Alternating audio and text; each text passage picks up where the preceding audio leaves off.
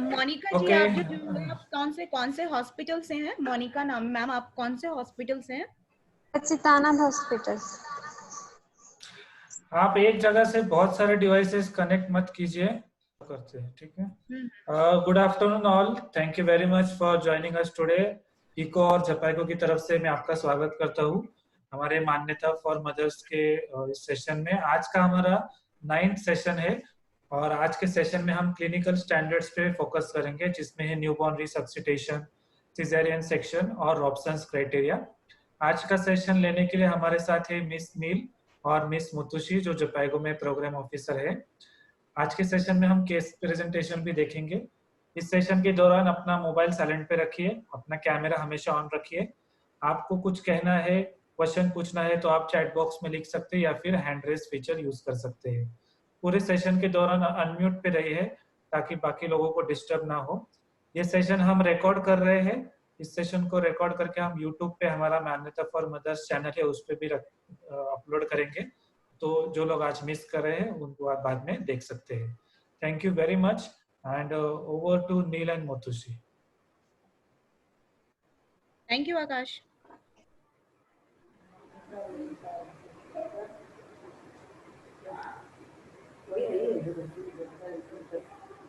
Thank you so much, Akash, and a very good afternoon to all of you. मैं मोटुशी बोल रही हूँ। तो आप लोग को, सारे लोगों को स्क्रीन दिख रहा है? अगर दिख रहा है तो एक थम्स अप आप कर सकते हैं सारे लोग। Very good, very good. Okay okay, ठीक है, थैंक यू सो मच।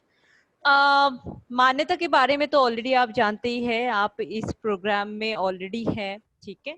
तो हम लोग थोड़े से रिव्यू लेते हैं। लास्ट जो प्रीवियस सेशन हम लोग का हुआ है, तो कुछ जो मैडम लिए हैं आपके सेशन, तो उन्होंने बोला होगा आपको कुछ रजिस्टर्स जो है आपको फॉलो करने के लिए, रेडी करने के लिए। तो आप लोगों ने किया कि नहीं, प्लीज बताइए। Stock register, inventory register, linen change करने के लिए, एक्सचेंज करने के लिए, उसके लिए भी अलग से एक रजिस्टर होने चाहिए आपके पास। फिर क्रैश कार्ड जो है वो लेबल ड्रग्स होने चाहिए क्रैश कार्ड में। फिर नर्सिंग प्रैक्टिस जो स्टोर कर रहे हैं, लासा जो है, मतलब जो कुछ कुछ दवाइयाँ होता है, ये होते हैं कि दिखने में एक होता है और साउंड एक ही जैसा साउंड करता है। तो मेडिसिन के जो लिस्ट है आपको प्रोवाइड किया गया है, अगर नहीं प्रोवाइड किया गया है तो हम लोग आपको दे देंगे। तो भी लिस्ट आपके पास होने चाहिए। वो पोस्ट जो लिस्ट है वो आपके नर्सिंग जो स्टोर है, जहाँ पे आप मेडिसिन स्टोर करते हैं, वहाँ पे चिपका हुआ होना चाहिए। देन 7 ऑफ मेडिकेशंस जो है वो आपको आता है कि नहीं, प्लीज कोई बता सकता है मेडिकेशंस के 7 राइट्स क्या है? कोई अनम्यूट करके प्लीज मुझे ये।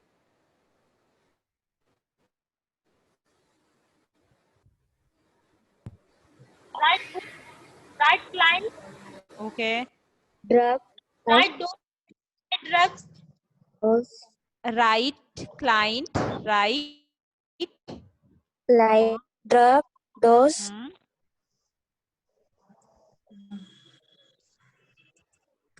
Right.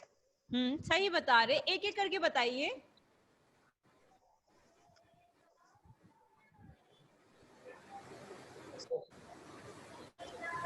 Right route, right route, right patient,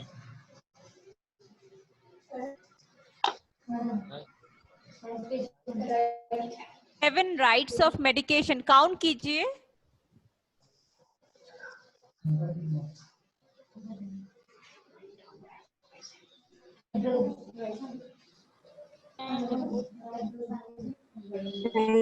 method, बाकी लोग कोई बताइए। Right drug, right route, right time,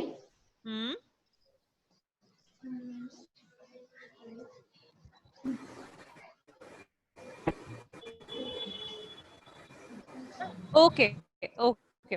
right drug, right dose, right time, right patient, right route, right technique, right documentation. ठीक है, क्या क्या है पूरा रट्टा मतलब मुंह कोई पूछेगा तो हमारे मुंह पे आ जाना चाहिए क्या क्या है, क्या 11 ऑफ मेडिकेशंस, ठीक है।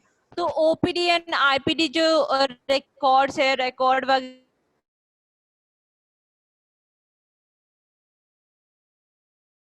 ऑर्डर्स लेते हैं, कुछ कुछ चीजें होता है कि मैम अवेलेबल नहीं होता, आप वर्बली ऑर्डर ले लेते हैं, वो कर लेते हैं, पर बहुत ही जरूरी है कि वो वर्बल ऑर्डर जो है आप लोग फॉलो करते हैं वो डॉक्यूमेंटेड भी हो। कोठा वाले हॉस्पिटल्स प्लीज आप लोग अपने बीच में बात मत कीजिए, आई रिक्वेस्ट। 1-1.5 घंटे का सेशन है, थोड़ा ध्यान से देखिए, आपका आज आपका बहुत ही इंटरेस्टिंग और बहुत इंपॉर्टेंट सेशन है। कुछ डाउट है तो आप पूछ सकते हैं, ठीक है। आप लोग आपस में बात कम कीजिए और हमारे साथ इंटरेक्टिव होने के लिए ट्राई कीजिए। फिर जाके जो वर्बल ऑर्डर्स जो है, मैं अभी रिपीट कर रही हूँ, वर्बल ऑर्डर्स जो है वो आप लोग प्लीज डॉक्यूमेंटेशन, वो उसका डॉक्यूमेंटेशन अच्छे से लिख के रखिएगा। फिर hand over and take over register भी आपके पास होने चाहिए। जब शिफ्ट खत्म होता है, जिसको आप हैंड ओवर देते हैं, जो टेक ओवर लेता है, तो वो भी रजिस्टर में विद सिग्नेचर होने चाहिए। फिर इन्फॉर्म्ड कंसेंट फॉर्म भी होने चाहिए। कंसेंट आप जब लेते हैं वो आप किस चीज के कंसेंट ले रहे हैं, ठीक है, उसका इंफॉर्मेशन गया कि नहीं, उसके लिए भी कंसेंट फॉर्म आपके पास होने चाहिए विथ सिग्नेचर। ओके, तो आज जो हमारा जो टॉपिक है, आप लोगों ने देखा होगा जो 16 स्टैंडर्ड, जिस 16 स्टैंडर्ड के आधारित, क्लिनिकल 16 स्टैंडर्ड के आधारित आपका असेसमेंट होगा, आपका उसी में ही आप लोग का टॉपिक सिलेक्ट किया गया है, उसी टॉपिक में ही आप लोग का सेशंस हो रहे हैं, ठीक है। तो आज है हमारा स्टैंडर्ड नंबर 12 और स्टैंडर्ड नंबर 16 के बारे में हम लोग बात करेंगे। स्टैंडर्ड नंबर 12 जो है वो न्यू बॉर्न रिससिटेशन है, जो कि नील काश्मी जो है वो मैडम लेगी, और स्टैंडर्ड 16 जो है सी सेक्शन के ऊपर है, जो कि मैं ले रही हूँ अभी, ठीक है। लर्निंग ऑब्जेक्टिव, आज का लर्निंग क्या ऑब्जेक्टिव है, हम लोग क्यों सेशन ये कर रहे हैं कि क्या ऑब्जेक्टिव होना चाहिए कि आप सभी लोग को पूरा आना चाहिए कि सी सेक्शन हम लोग जब करते हैं तो उसका इंडिकेशन क्या है वो आपको आना चाहिए। रॉबसन्स क्राइटेरिया क्या है? रॉबसन्स क्राइटेरिया एक हमारे WHO के आधारित रॉबसन्स क्राइटेरिया है, जिसके क्राइटेरिया के हिसाब से नॉर्मल डिलीवरी होगा या फिर असिस्टेड डिलीवरी होगा या फिर सी सेक्शन होगा, वो पूरा आपको समझ आपको आना चाहिए, ठीक है, आ जाना चाहिए, समझना अच्छे से समझना। कौन कोई बात कर रहा है तो आप प्लीज अपने आप को म्यूट कर लीजिए। सेफ सर्जिकल चेकलिस्ट क्या है? चेकलिस्ट का इम्पोर्टेंस क्या है हम लोग सब जानते हैं। सेफ सर्जिकल चेकलिस्ट यूज करने से क्या फायदा है वो हम लोग को आना चाहिए। फिर न्यूबॉर्न रिससिटेशन मीन्स बच्चा जब सांस नहीं ले पा रहा, बच्चा का जन्म हो गया, बच्चा क्राई नहीं किया, मीन्स बच्चा सांस नहीं ले पा रहा है, तो विद इन 1 मिनट के अंदर, गोल्डन 1 मिनट के अंदर हम लोग को क्या क्या प्रोसीजर्स फॉलो करना है, क्या हमारे पास सामान होना चाहिए इमीडिएटली, ठीक है। PSSR मीन्स आपको नील मैडम बता देगी, PSSR and bag and mass ventilation जो है वो कैसे करते हैं एक गोल्डन 1 मिनट के अंदर। तो इसके बारे में हम लोग लर्निंग ऑब्जेक्टिव्स रखते हैं एंड होपफुली हम लोग ये कंप्लीट कर पाए। अब आते हैं क्लिनिकल स्टैंडर्ड 16 के बारे में, जो कि सी सेक्शन है। हम लोग आगे स्टार्ट करते हैं। सी सेक्शन हम सभी लोग जो है हॉस्पिटल में काम करते हैं, आप लोग देखे होंगे ऑब्वियसली। ये एक डिलीवरी का एक प्रोसेस है, ठीक है। जब नॉर्मल डिलीवरी नहीं हो पाता, असिस्टेड डिलीवरी भी नहीं हो पाता, तो सर्जिकल इंसिजन के द्वारा एब्डोमेन एंड यूट्रस के वहां पे फीटस जो है बेबी का डिलीवरी होता है। नॉर्मल क्लियर कट एक डेफिनेशन है, ठीक है। उसके बाद ये आप देख सकते हैं, फोटो देख सकते हैं, यही जो स्टैंडर्ड है 16 स्टैंडर्ड जो है, यही वाला 16 स्टैंडर्ड जो है आप लोग को पूरा फुलफिल करना है। हम लोग आगे जाके थोड़ा सा डिटेल्स में जानेंगे, आपको बस ये स्क्रीनशॉट दिखाने के लिए है, ठीक है। अब आते हैं कि ये जो स्टैंडर्ड है, क्लिनिकल जो स्टैंडर्ड आप दिख रहा है, क्लिनिकल स्टैंडर्ड 16.1, तो मान लीजिए कि ये पूरा जो स्टैंडर्ड है, इस यहाँ पे जो गैप दिख रहा है आपको, ठीक है, ये मैं कर्सर ये घुमा रही हूँ, ये गैप्स में पूरे सारे सब स्टैंडर्ड में आपको यस यस यस यस आना चाहिए। एक में भी अगर आपका एन आ गया, नो आ गया, तो पूरा स्टैंडर्ड आपका लड्डू हो जाएगा, ठीक है। ओके, तो अभी आते हैं क्लिनिकल स्टफ स्टैंडर्ड 16.1। ये क्या है कि providers determines the need of C section as per indication. Means आप जो है आपको सी सेक्शन का इंडिकेशंस जो है वो आना चाहिए। अब क्या इंडिकेशंस होता है, कोई बता सकता है सी सेक्शन हम लोग क्यों करते हैं? कोई प्लीज अपने आप को अनम्यूट करके बताइए।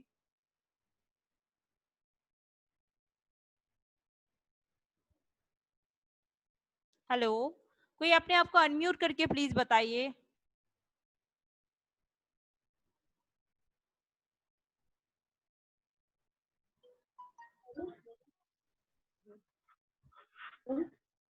Hello, fetal distress. हेलो, हाँ हाँ बताइए। हाँ सुन रहे हैं, आवाज आ रही है, बताइए बताइए। आप लोग चैट बॉक्स में भी लिख सकते हैं, अगर आप अपने आप को अनम्यूट नहीं डॉक्टर कर पा रहे तो चैट बॉक्स में भी लिख सकते हैं। हाँ चैट बॉक्स में भी लिख सकते हैं। Doctor Parikh's hospital, doctor Parikh's hospital. बोलना बच्चों ब्रीच होगा तभी।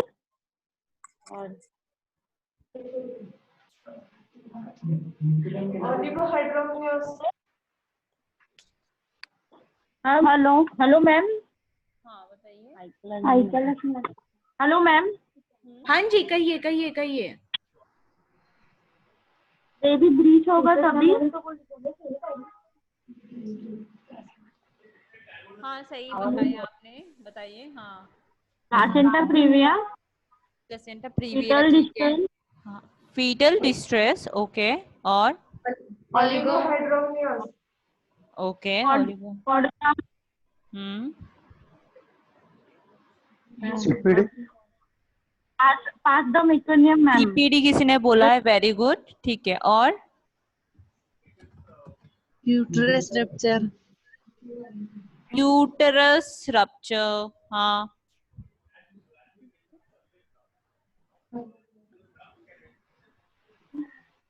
मोटोशी हमें कमेंट बॉक्स में भी आए हैं, किसी ने प्लासेंटा प्रीविया लिखा है, हाँ लक्ष्मी क्लिनिक ने, और Cord फीटल डिस्ट्रेस भी लिखा है, एंड पारिक हॉस्पिटल ने placenta previa and chord round neck भी लिखा है। ओके ओके, एक्सीलेंट, ठीक है। आप लोग को मतलब जानकारी है, सारे लोग को पता है कि सी सेक्शन के इंडिकेशंस जो है वो क्या क्या होता है। तो दो टाइप के इंडिकेशंस होते हैं, एक है एब्सोल्यूट इंडिकेशंस और एक है रिलेटिव इंडिकेशन। एब्सोल्यूट में क्या है कि वहां पे जब हम लोग को पूरा कंफर्मेशन मिल जाता है कि यहाँ पे और कोई नॉर्मल या फिर नॉर्मल तो दूर की बात, असिस्टेड डिलीवरी का भी कोई चांसेस नहीं है। रिलेटिव इंडिकेशंस क्या होते हैं कि यहाँ पे हम लोग नॉर्मल डिलीवरी के बाद, ट्रायल के बाद, उसके बाद असिस्टेड डिलीवरी भी हम लोग ट्राई कर लेते हैं। अगर इनकेस नहीं होता है तब जाके हम लोग लास्ट ऑप्शन में क्या रखते हैं, सी सेक्शन रखते हैं, ठीक है।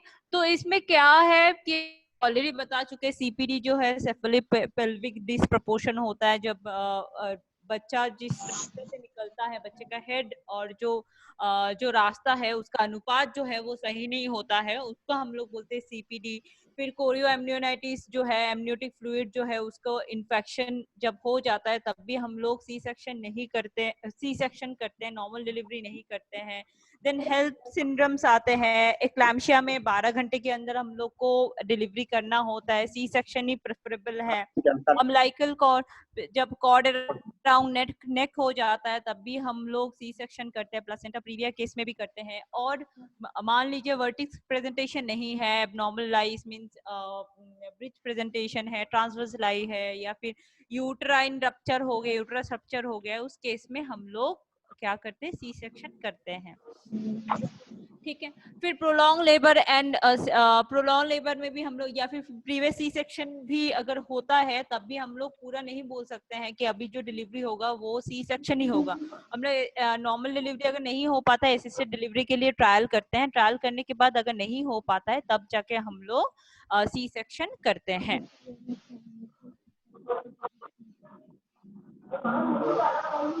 ओके, अब आते हैं कि इंफॉर्मेशन, डॉक्यूमेंटेशन एंड क्लासिफिकेशन बहुत ही जरूरी है। जब भी हम लोग सी सेक्शन या फिर कुछ भी प्रोसीजर करते हैं, ये तीनों चीज जरूर जरूर जरूर हम लोग फॉलो करें। इंफॉर्मेशन, डॉक्यूमेंटेशन एंड क्लासिफिकेशन क्या है ये, कि महिला जो है, हम लोग जब भी सी सेक्शन करते हैं, ठीक है, क्यों कर रहे हैं, महिला प्रेग्नेंट जो महिला है उनको एंड उनकी जो फैमिली है उनको सी सेक्शन का नीड के बारे में इन्फॉर्म करना और उनको समझाना बहुत ही जरूरी है। It's a very important thing जो हम लोग बहुत बार मिस कर देते हैं और लास्ट में जाके बवाल होता है कि इन्होंने ऐसे ही काट दिया, पेट में चीरा लगा दिया है। आप लोगों ने एक्सपीरियंस कुछ लोगों ने तो किया होगा।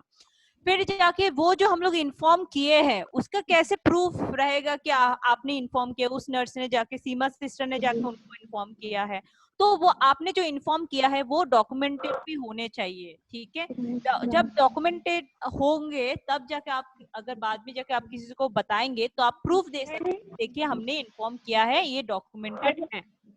फिर जाके ensures all C-section cases classified, means Robson criteria के बारे में हम लोग आगे जाके अभी जानेंगे।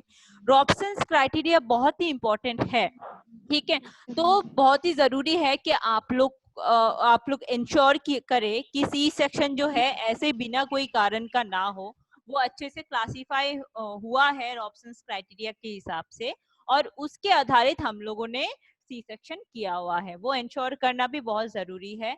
और रिटन कंसेंट जो है वो भी लेना बहुत ही जरूरी है। आप लोग, आई एम श्योर आप लोग लेते होंगे कि माँ से भी और माँ के जो फैमिली मेंबर जो भी है उनसे भी, और जो एनेस्थेटिस्ट है उनसे भी रिटन कंसेंट लेना है।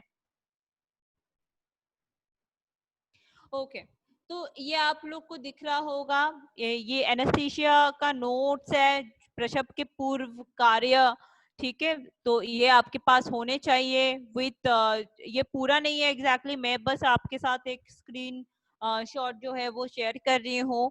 एक जो एनेस्थेटिस्ट है उनके सिग्नेचर भी यहाँ पे होते हैं। अगर नहीं, आप लोग को इंश्योर करना है कि अगर नहीं होता है तो तुरंत जाके सर को आप इन्फॉर्म कीजिए और उनको पकड़िए, पकड़ के बोलिए सर ये आपने नहीं किया है, आप कीजिए।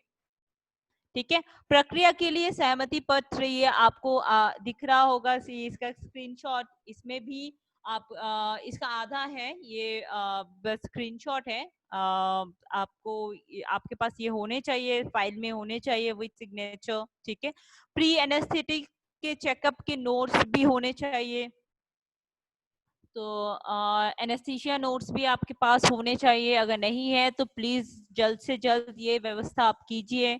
ठीक है, फिर ऑपरेशन एंड प्रक्रिया के लिए यदि लागू है, अगर कोई ऑपरेशन या फिर कोई प्रक्रिया हो रहा है तब जाके ये नोट लागू होगा, ये भी बहुत इंपॉर्टेंट है। ठीक है, तो अब आते हैं कि सेफ सर्जिकल चेकलिस्ट ये क्या है, जो कि हमारा एक लर्निंग ऑब्जेक्टिव भी था।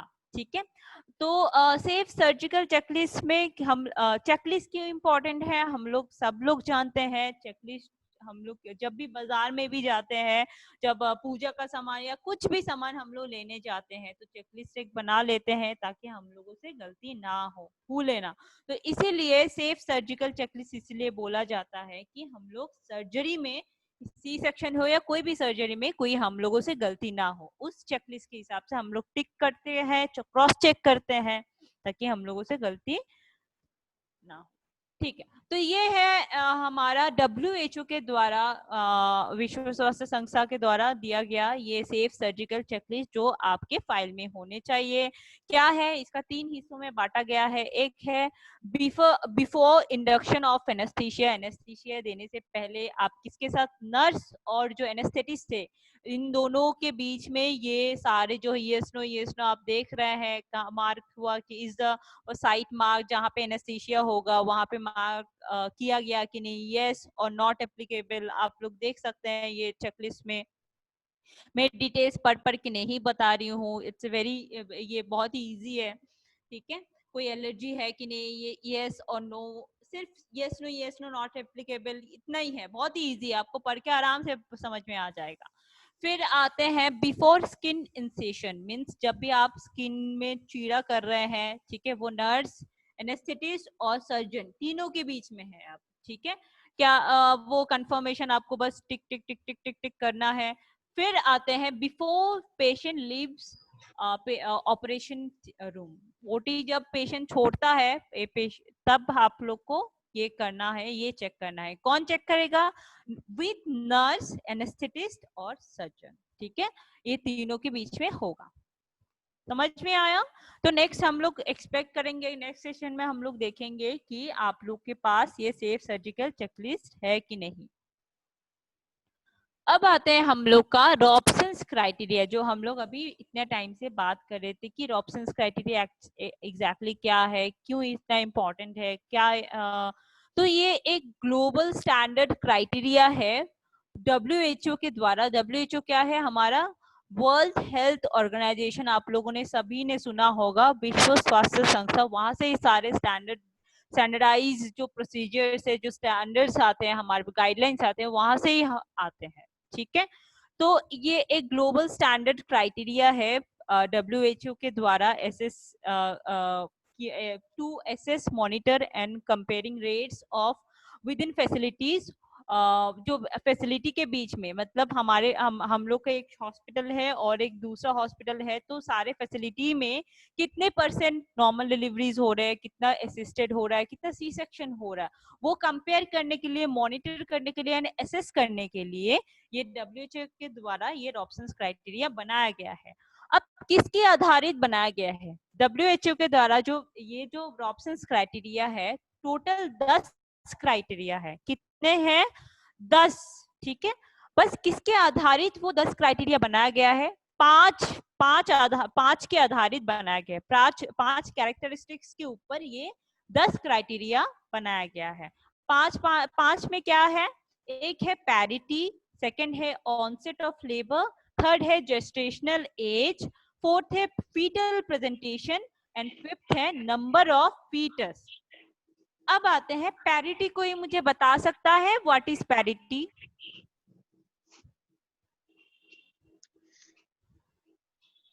मैम उनके पास पहले से कितने बच्चे हैं? उनके पास पहले से कितने बच्चे हैं? ओके, तो आप कैसे पता करेंगे कि कितने बच्चे, क्या मतलब कोई टाइमलाइन है? मैम पूछेंगे पेशेंट से कि आपके पास। तो लाइव में क्या आएगा? लाइव GPL जो होता है ना, तो L क्या है? L मींस लाइव है। लाइव में क्या आता है? उनके पास जीवित कितना बच्चा है? जी, आपने तो अभी बोला जो पैरिटी है वो कितने बच्चे हैं उनके पास, दोनों में क्या डिफरेंस है? Number of children. मैम पारा में जितने बच्चे को डिलीवरी हुआ है मैम, जितना क्या है डिलीवरी हुआ है, जितने बच्चे का डिलीवरी हुआ है 7 महीने के बाद। 7 महीने। Okay. About the viable period of gestation. 9 months. Gravida. Gravida क्या है? मैम कितने बार वो कंसीव की है? इट्स वेरी क्लियर, कितनी बारी वो कंसीव की है। ठीक है, पैरिटी मींस 24 हफ्ते के बाद महिला कितनी बारी डिलीवरी हुआ है। जरूरी नहीं है कि वो बच्चा जिंदा हो, स्टिल बर्थ भी हो सकता है। Yes ma'am. ठीक है, तो याद रखना, महीने के हिसाब से मत बोलिए, या फिर डिलीवरी कितना बच्चे का डिलीवरी हुआ है वैसे भी मत बोलिए, इट्स वेरी इनकरेक्ट। ठीक है, ये है कि 24 हफ्ते के बाद, 24 वीक्स के बाद, जेस्टेशनल एज जो है के बाद कितने बच्चे का डिलीवरी हुआ है, उसको हम लोग पैरिटी बोलते हैं। अब आते हैं सेकंड है onset of labour. Onset of labour क्या है?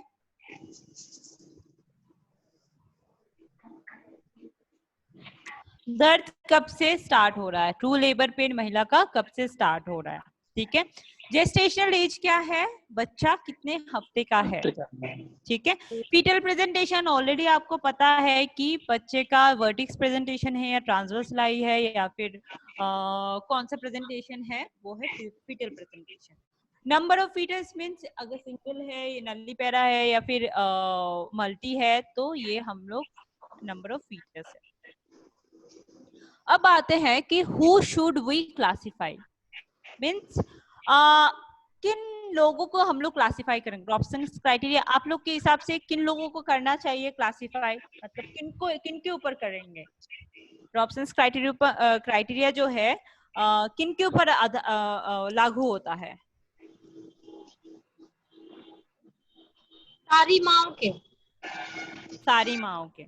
Okay, very good. ठीक है, जो भी आपके पास सारे माँ जो है, जो भी आपके पास एडमिट होती है माँ, ठीक है, उन सारी माओ को हम लोग इस 10 जो रॉबसन्स क्राइटेरिया है उसमें हम लोग डालेंगे, कोई भेदभाव नहीं है।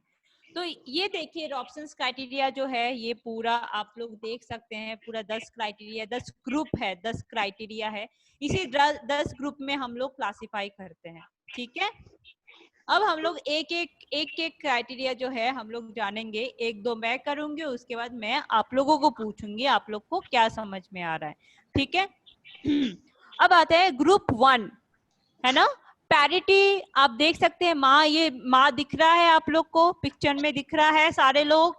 Yes, अगर ma'am. दिख रहा है तो प्लीज थम्स अप कीजिए, हाथ ऊपर कीजिए। हाँ, very good very good, Arthi hospital. Okay, बाकी लोग? Okay, very good very good, Kota वाले हॉस्पिटल। ये माँ दिख रही है, माँ के पेट में कितना बच्चा है? एक ही बच्चा है ना। और पेट के बाहर आप देख सकते हैं यहाँ पे वाईफाई का जो है, वाईफाई जैसा यहाँ पे है, मीन्स ये वाइब्रेशन है, मीन्स माँ को दर्द है। ठीक है, पैरिटी माँ का कितना होगा? नल्ली पैरा होगा। Nullipara means single baby है ना। Onset of labour means spontaneous labour होगा, क्योंकि यहाँ पे देखिए ये पिक्चर में ही दिख रहा है कि माँ का जो है पेट में वाइब्रेशन है, मीन्स दर्द है। जेस्टेशनल एज देखिए, ये जो बच्चा है वो ठीक दिख रहा है, मीन्स हेल्दी दिख रहा है, मीन्स उसका जेस्टेशनल एज जो है 37 वीक्स या फिर उससे ऊपर ही होगा, उससे कम नहीं होगा। ठीक है, फीटल प्रेजेंटेशन क्या है? बच्चे का प्रेजेंटेशन क्या है? हेड नीचे की ओर है, दैट मींस है सिफिलिक। हाँ, सीधा है, मींस सिफिलिक प्रेजेंटेशन है। और नंबर ऑफ फीटस क्या है? कितने बच्चा है? एक ही बच्चा। Single ma'am. Single, very good. ठीक है, तो ऐसा अगर केस स्टडी आपको दिया जाता है कि राधा नाम की महिला जो है, ऐसे करके आपको एक केस स्टडी दिया जाता है, तो आप ग्रुप के हिसाब से कौन से ग्रुप में डालेंगे? ग्रुप 1 में डालेंगे। समझ में आया? प्राइमी आएगा ना? हाँ, क्या कब पैरिटी प्राइमी ग्रेविड आएगा ना? क्या पैरिटी? ये ग्रुप 1 का पैरिटी प्राइमी आएगा ना? प्राइमी आएगा? हाँ, फर्स्ट टाइम प्रेग्नेंट है तो फिर प्राइमी लिखना जरूरी नहीं है, नल्ली पैरस आप लिख लो। हम लोग उसके बाद आगे भी और भी है, आप वो देखिए, उसके बाद कंफ्यूजन जो है वो क्लियर कर। ठीक है, आगे और भी है। 10 ग्रुप हमारे पास है। ठीक है, टोटल 10 ग्रुप। उस 10 ग्रुप में हम लोग को क्लासिफाई करना है। ये पहला बच्चा है उनका, ये this is the first baby. अगर दूसरा बच्चा होता तो हम लोग आगे देखेंगे कि तब साइन कैसा होता। ठीक है, ठीक है। तो ग्रुप 2 में हम लोग देख सकते हैं, ग्रुप 2 में क्या है? आप लोग बताइए, क्या दिख रहा है आप लोग को? नल्ली पैरस है मैम। इसको दर्द नहीं है, इंड्यूस किया गया है। और caesarean section before labour.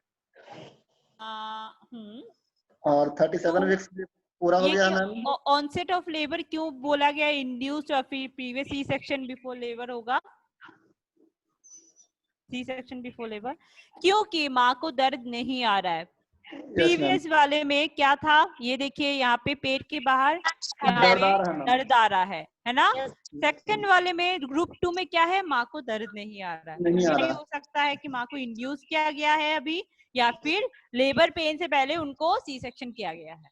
Yes ma'am. Yes ma'am. ठीक है, जेस्टेशनल एज जो है वो सही है, बच्चा ठीक दिख रहा है, ठीक है, हेल्दी दिख रहा है, दैट मींस 37 हफ्ता या फिर उससे ऊपर होगा। फीटल प्रेजेंटेशन जो है बच्चे का सेफलिक प्रेजेंटेशन है, और फीटस जो है वो भी सिंगल है, एक है। ठीक है, दोनों में अंतर समझ में आया? Yes ma'am. ओके, अब आते हैं हम लोग जो है मल्टी पैरस में आते हैं। ये दिख रहा है, अगर पहला कोई बच्चा होता है, पहला अगर बच्चा होता है तो आपको ऐसे किया जाएगा। ठीक है, ये बच्चा आपको दिख रहा है ना, तो उनका पहला एक बच्चा है और अभी शी इज प्रेग्नेंट।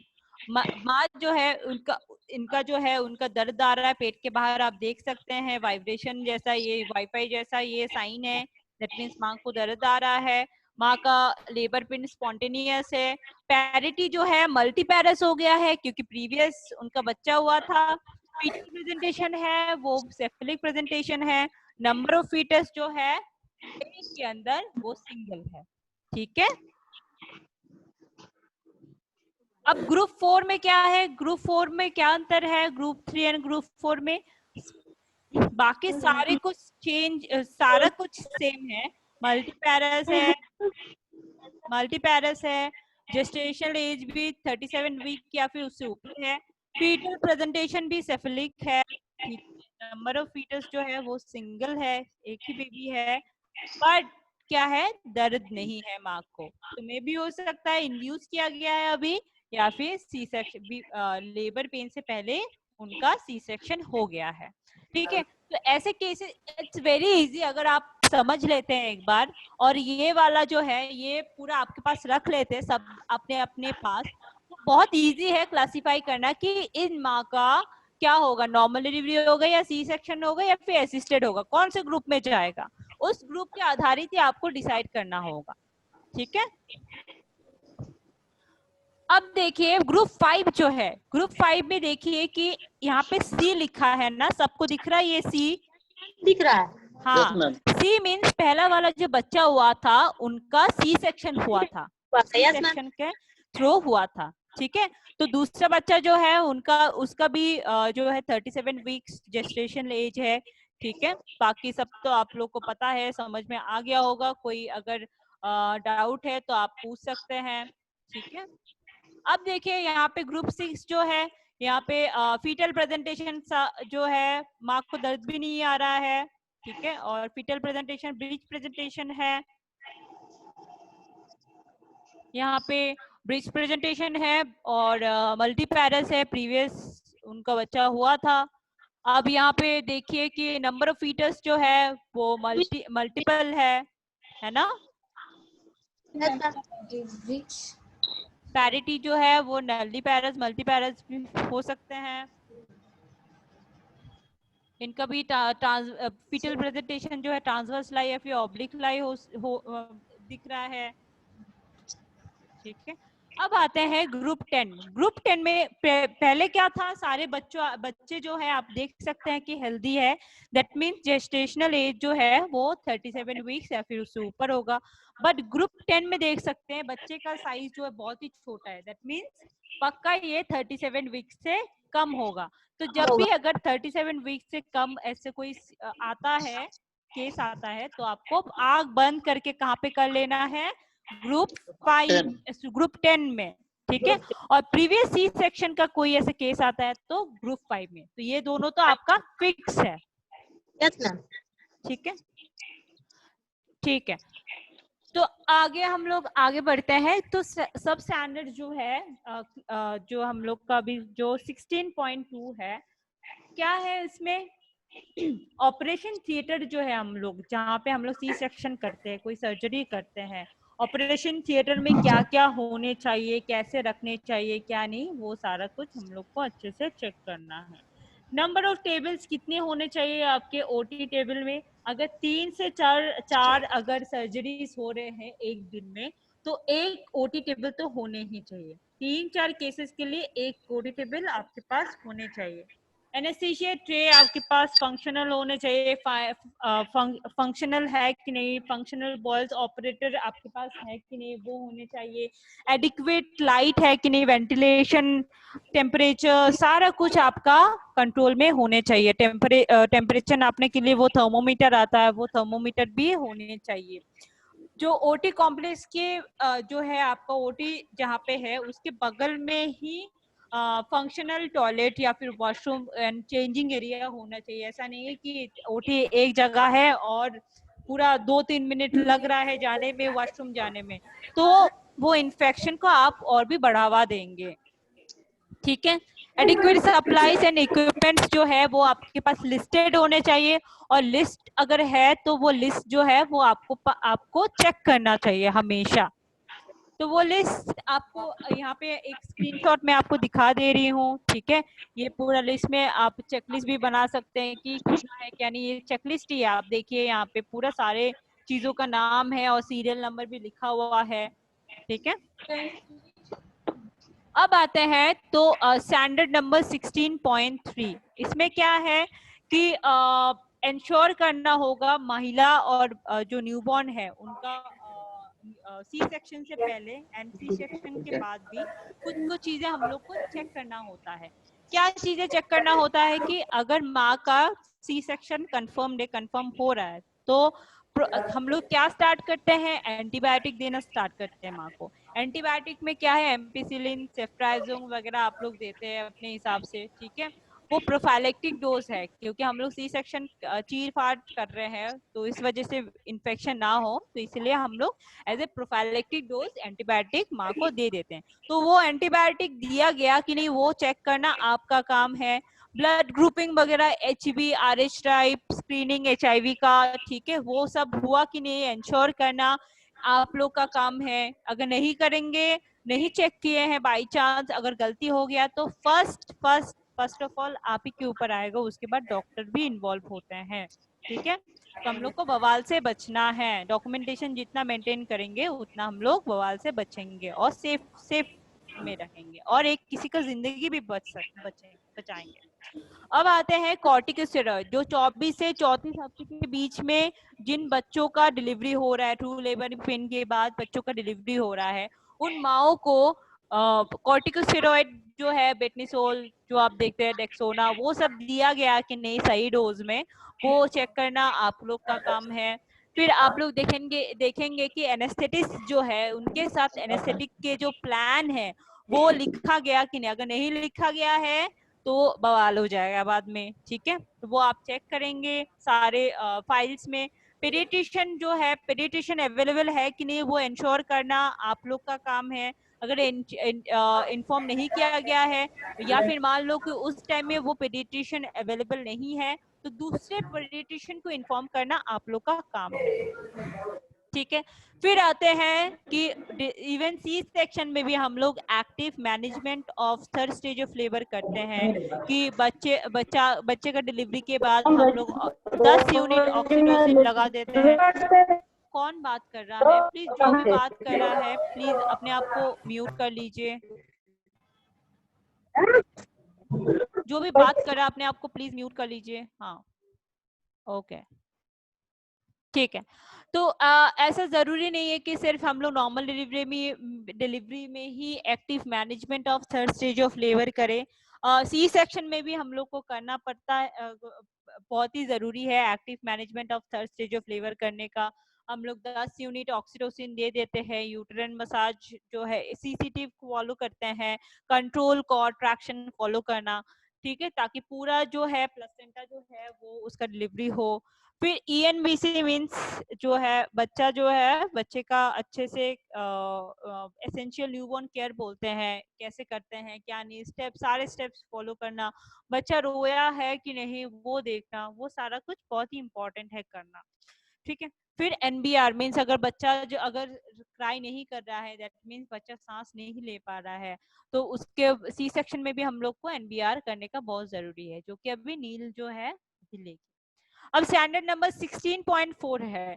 16.4 में क्या है कि डिलीवरी अभी हो गया है, सी सेक्शन हो गया है, तो होने के बाद आप लोग को क्या करना है, सेम चीजें करना है। नॉर्मल डिलीवरी में जो हम लोग करते हैं सेम चीजें हम लोग सी सेक्शन में भी करेंगे, कोई अंतर नहीं है। 15 मिनट अंतर हम लोग जो 2 घंटे का ऑब्जर्वेशन रखते हैं ना, तो हम लोग सी सेक्शन के बाद भी हर 15 मिनट में हम लोग आके कोई कॉम्प्लिकेशन, अर्ली साइंस जो है कॉम्प्लिकेशंस है कि नहीं वो देखेंगे, ब्लीडिंग चेक करेंगे, ठीक है, शॉक का कोई सिम्टम्स है कि नहीं, बच्चा ठीक है कि नहीं, माँ ठीक है कि नहीं, बच्चा ठीक से दूध पी रहा है कि नहीं, सारा कुछ, हम कोई इन्फेक्शन का साइन तो नहीं है, वो सब कुछ देखेंगे। यूरिन आउटपुट चेक करेंगे।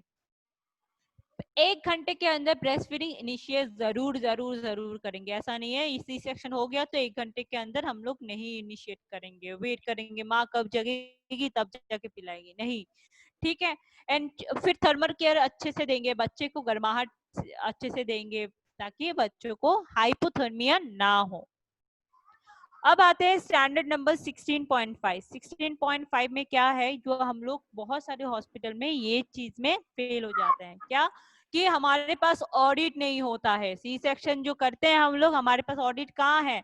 तो ये देखिए, ये एक चेकलिस्ट है, आप लोग के मेल में आया होगा डेफिनेटली, ठीक है, आप लोग के साथ शेयर किया गया है। यहाँ पे देखिए पूरा 1 2 3 4 ऐसे करके लिखा है ना, पूरा 31 दिन का पूरा है, ठीक है।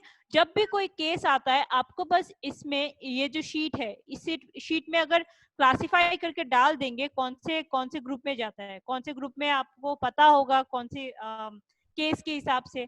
तो जब भी आप डाल देते हैं, डालने के बाद वो अपने आप आ जाता है कि वो नॉर्मल डिलीवरी होगा या फिर सी सेक्शन होगा या फिर असिस्टेड होगा, ठीक है। तो उसका ऑडिट भी होना बहुत जरूरी है। आप मैंने भी एक बार कर लो, बस ऑडिट चेक कर लो कि कितने हमारे पास नॉर्मल हुआ है, कितना सी सेक्शन हुआ है, कितने कॉम्प्लिकेशंस हुआ है। तो उस हिसाब से आपको पता चलेगा कि कितना रेट से क्या नहीं, ठीक है।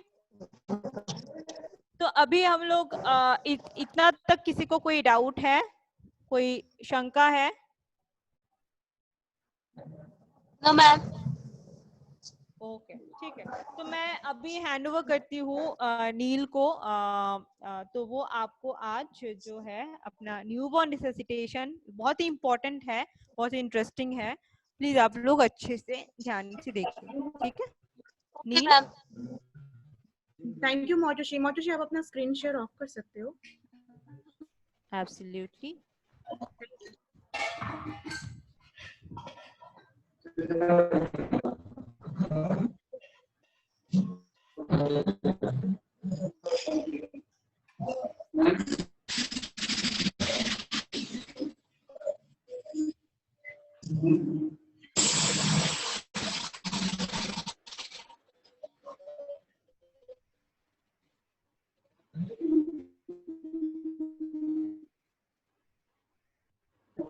तो गुड आफ्टरनून को सबको मेरी स्क्रीन दिख रही है?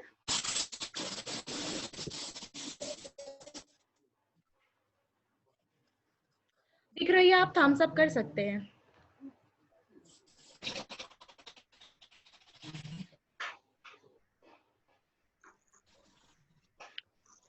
तो अभी हमने क्लिनिकल स्टैंडर्ड 16 के बारे में देखा। आगे हम लोग बढ़ते हैं। नेक्स्ट हम लोग देखेंगे न्यूबॉर्न रिसक्सिटेशन।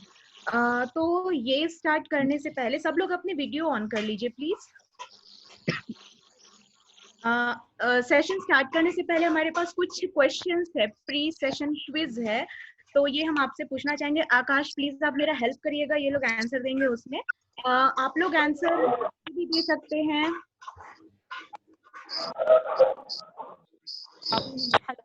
हेलो आकाश।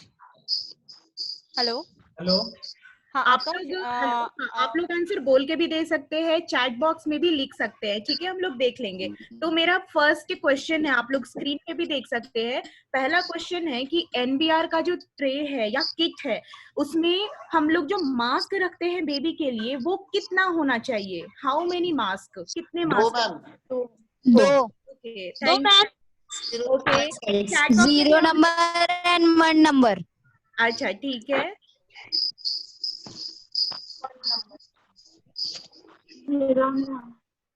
ओके, बहुत अच्छा, चैट बॉक्स में आप लोग लिख रहे हैं, बहुत अच्छा, वेरी गुड। अब हम लोग आते हैं हमारे दूसरे सवाल पे। हमारा दूसरा सवाल है, हम लोग बेबी को जब वो बर्थ होता है, बेबी बॉर्न होता है ना, इमीडिएट जन्म के तुरंत बाद हम बच्चे को कहाँ रखते हैं? Mother's abdomen. माँ के पेट में। ओके, बहुत अच्छा, ठीक है, ओके, चले, थैंक यू। अब आते हैं तीसरे सवाल पे, ठीक है ना। तीसरा सवाल है, जो हम लोग मास्क का अभी बात किए पहला सवाल में ना, तो वो जो मास्क है वो हम बच्चे में कहाँ लगाते हैं? मैम नाक और मुंह दोनों अच्छे से ढका हो। बीच में मैम। अच्छा ठीक है। और कोई चैट बॉक्स में भी लिख सकते हैं, हम लोग देख रहे हैं चैट बॉक्स में भी बहुत आंसर्स आ रहे हैं। मास्क हम कहाँ लगाएंगे बेबी के? नाक और मुंह दोनों ढक के अच्छे से लगाएंगे। नाक और मोबाइल पे यार। ओके ठीक है, थैंक यू। अब हम लोग आगे बढ़ते अपने चौथे क्वेश्चन पे। हम लोग जो बैग एंड मास्क देते हैं, एम्बो बैग से जो देते हैं ना, वो बैग एंड मास्क वेंटिलेशन हम कब स्टार्ट करेंगे, कब परफॉर्म करेंगे?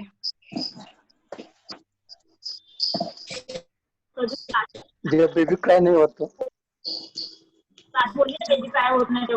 मैम बेबी क्राई नहीं होता, सक्शन स्टिमुलेशन रिपोजिशन करेंगे, उसके बाद भी अगर वो क्राई नहीं कर रहा है तो फिर उसको बैग एंड मास्क शुरू करेंगे। अच्छा ठीक है, चलो ओके। चैट बॉक्स में भी बहुतों ने लिखा है, ओके थैंक यू। हम अभी आंसर कुछ नहीं बताएंगे, ठीक है, वो अभी सेशन के बाद में हम लोग फिर देखेंगे। आप लोग खुद एनालाइज करना, हमने सही बोला या गलत बोला, ठीक है, तब बहुत मजा भी आएगा। अच्छा मैंने वो गलत बोला या मैंने वो सही बोला, अच्छा लगता है। नाउ 5वां क्वेश्चन आप लोग सब अपनी स्क्रीन में देखिएगा, ठीक है, जिसमें 7 ऑप्शन मतलब 7 पॉइंट्स है। पहला है आपका बच्चे को वार्मर में लेना है, दूसरा में दिया है बच्चे को ड्राई करना है, तीसरा में दिया है, चौथा लिखा है आपका कॉर्ड को कट करना है, 5वां है वेंटिलेशन, छठा है पोजीशन और 7वां है। इसको करेक्ट ऑर्डर में डालिएगा। पहले कौन सा आएगा, पहले क्या आएगा, पहले क्या होगा? Cut the cord, chat box में जल्दी जल्दी लिखे। Dry the baby, Try the baby, cut the cord. Warmer में लेना है, पोजीशन करना है, Take the baby in warmer. Stimulation and reposition. Okay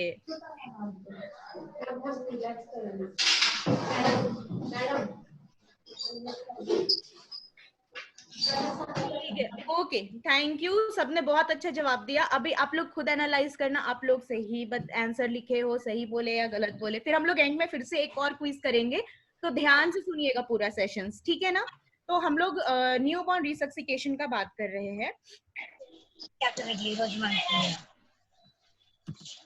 तो ये न्यू बॉर्न रिसक्सिकेशन है क्या?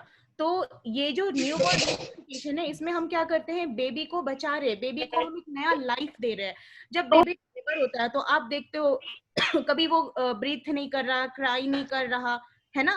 फिर हम लोग उसको, अगर हम ध्यान नहीं देंगे उसको तो खो देंगे, है ना? तो उस खोने से बचाने के लिए हम क्या करते हैं, एनबीआर का प्रोसेस करते हैं। बेसिकली हम बच्चे को एस्फिक्सिया के स्टेज से हम लोग नया लाइफ दे रहे हैं, ठीक है? तो ये सबको पता होना चाहिए कि बेबी को किस तरह से हम रिसक्सिटेट करें, सबको मालूम होना चाहिए। तो ये हम लोग अभी देखेंगे। हमने अभी देखा कि रिसक्सिटेशन होता क्या है, नाउ ये जरूरत क्यों है, ठीक है? तो ये एकदम सिंपल भाषा में एकदम आराम से समझेंगे। ये आपको आपके स्क्रीन पे एक पिरामिड दिख रहा है, ठीक है ना? ये जो पिरामिड है, इसमें हम बेबीज के अलग अलग कैटेगरी बनाए हैं, ठीक है? सबसे नीचे वाला आप देखो, सबसे नीचे वाला ये जो कैटेगरी है, इसमें क्या है ना, 100% हम बच्चे का लिए, मतलब जो बेबी जन्म लिया उसमें 100% लिए, ठीक है ना? 100% बच्चे में से करीब सब के सब तो अच्छे नहीं, मतलब क्राई और ब्रीदिंग तो नहीं करते हैं ना, क्राई या ब्रीथ तो नहीं करते। 100% में से 100% बच्चे, कुछ ऐसे होते हैं जो नहीं करते हैं, ठीक है? तो मान लीजिए 100% में 5 ऐसे बच्चे हैं क्योंकि मतलब जिनको कि हम स्टिम्युलेट और फिर बेबी सांस लेने में मदद किए, आगे बढ़ गए हम लोग, ठीक है? उसके बाद 5 से 10% ऐसे बच्चे थे जिसको हम क्या कर रहे हैं, स्टिम्युलेट करके सांस लेने में। उसमें भी ऐसे बच्चे जिसको हम स्टिम्युलेट करके सांस नहीं लेते हैं। आप लोग अपना अपना माइक ऑफ कर देंगे प्लीज, म्यूट कर देंगे, ठीक है? तो जो बेबी स्टिम्युलेट करके ठीक हुए, बहुत अच्छी बात है, फिर हम ऑब्जर्वेशन करते हैं, देन उसके बाद का प्रोसेस करते हैं। लेकिन कुछ ऐसे भी बच्चे होते हैं ना जिनको आप स्टिम्युलेट भी करते हो, सहलाते हैं, ठीक है, स्टिम्युलेट करते हैं, लेकिन फिर भी वो ब्रीथ नहीं करते हैं, क्राई नहीं करते। तो ऐसे बच्चे को हम लोग बेसिक रिसक्सिकेशन देते हैं, ठीक है, जिसमें क्या आता है हमारा 3 से 6%, 3 से 6% आता है, 3 to 6%। अब बेसिक रिसक्सिकेशन के बाद भी अगर वो बेबी क्राई नहीं करे तो हम लोग आएंगे एडवांस रिसक्सिकेशन में, जो आपको सबसे ऊपर टॉप में दिख रहा है, जिसमें कि 1% से 1% से कम बच्चे आते हैं। मतलब हर किसी को हम लोग एडवांस में नहीं, एडवांस जाने से पहले हम लोग ठीक कर देते हैं, मतलब उसको हम लोग वो लोग बच्चे लोग ब्रीथ करने चालू कर देते हैं, क्राई करना चालू कर देते हैं, ठीक है? बहुत कम मिलते हैं जो 1% से भी कम बच्चे हैं जिनके लिए हमको एडवांस रिसक्सिकेशन की जरूरत होती है, ठीक है? आपको ये जो पिरामिड है, ये जो अभी हम आपको बता रहे थे ना, ये एविडेंस बेस्ड प्रैक्टिस था, जो कि लाइफ प्रैक्टिस था, जो कि एविडेंस बेस्ड था, जिसको देख के फिर ये बनाया गया था। ठीक है ना। अब इसको और अच्छे से समझेंगे आगे रिसक्सिकेशन के बारे में। समझने से पहले अभी यहाँ पे मैं इनवाइट करना चाहूंगी मिस्टर उज्जवल जी को, जो कि आरपीएस हॉस्पिटल रांची से है। उन्होंने अभी कुछ समय पहले उनकी फैसिलिटी में एनबीआर परफॉर्म किया था उन्होंने। तो थोड़ा सा वो बताएंगे कि किस तरह से वो बेबी जो क्राई नहीं कर रहा था, ब्रीथ नहीं कर रहा था, उसको इन लोगों ने कैसे क्राई करवाया, किस तरह से वो रोना चालू किया, सांस लेने लगा। तो उज्जवल जी आप हैं तो please Ujjwal ji. Yes ma'am, good afternoon ma'am. हाँ गुड आफ्टरनून, अब आप बोल सकते हैं, आपको सभी लोग सुन रहे हैं इको में। मेरा नाम उज्जवल कुमार है, आरपीएस हॉस्पिटल बयातू रांची से हूँ। अभी कुछ दिनों पहले एक महिला की डिलीवरी हुई थी हमारे यहाँ, नॉर्मल डिलीवरी। जैसे डिलीवरी हुई हम लोग ने बच्चा को माँ के पेट में रखा, फिर बच्चा नहीं रोया। हम लोग उसको 1 मिनट देखे, बच्चा नहीं रोया। नहीं रोने के बाद उसको जल्दी से ड्राई किए। जब ड्राई करने के बाद जल्दी से कॉर्ड काटे और उसको वार्मर में ले गए। वार्मर में लेने के बाद बच्चे को पोजीशन किए, फिर उसको सक्शन किए। उसके बाद बच्चा क्राई किया और तब तक बच्चे के डॉक्टर भी आ गए थे, मैम भी यही थी। फिर धीरे धीरे हम लोग ऑब्जर्व किए, बच्चा ठीक हो गया था ना।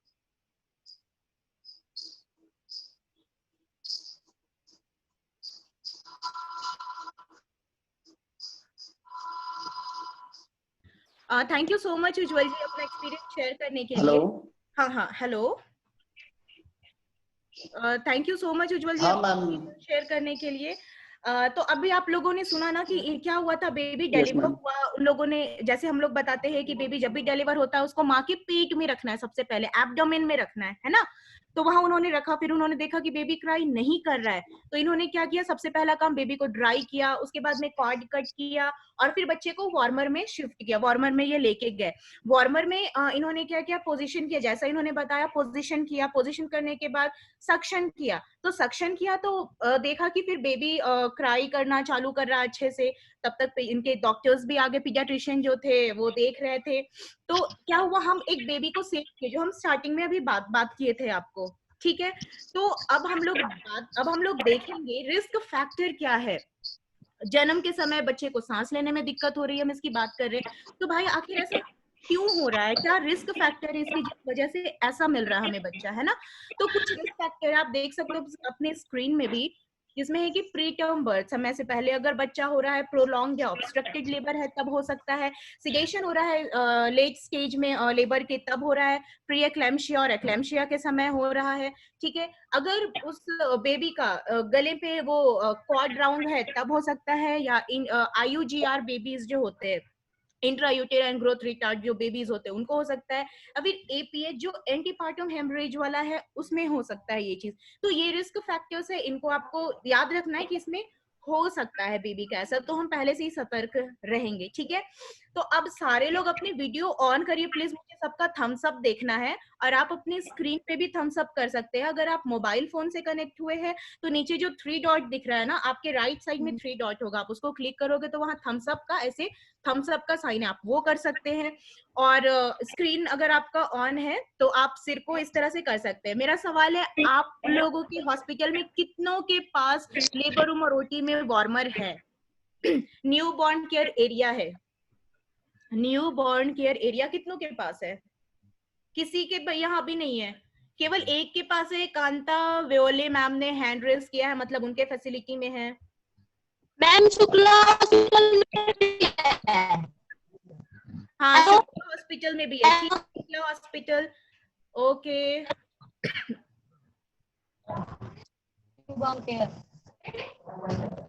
ठीक है, ऋतु हेल्थ क्लिनिक में भी है। ठीक है, ओके, सबने यस लिखा है, वेरी गुड, बहुत अच्छा। रेस हैंड भी किया बहुतों ने। चलिए थैंक यू, सबके पास है। तो हर एक के OT और लेबर रूम में न्यू बॉर्न केयर एरिया जो होता है वो होना चाहिए। ठीक है। अब हम लोग आगे बढ़ते हैं। तो ये जो न्यू बॉर्न केयर एरिया है ये क्यों होना चाहिए, आप ही लोग बता दें, आप सबके फैसिलिटी में है तो ये क्यों है, क्यों होना चाहिए new born care area labour room और ओटी में क्यों होना चाहिए?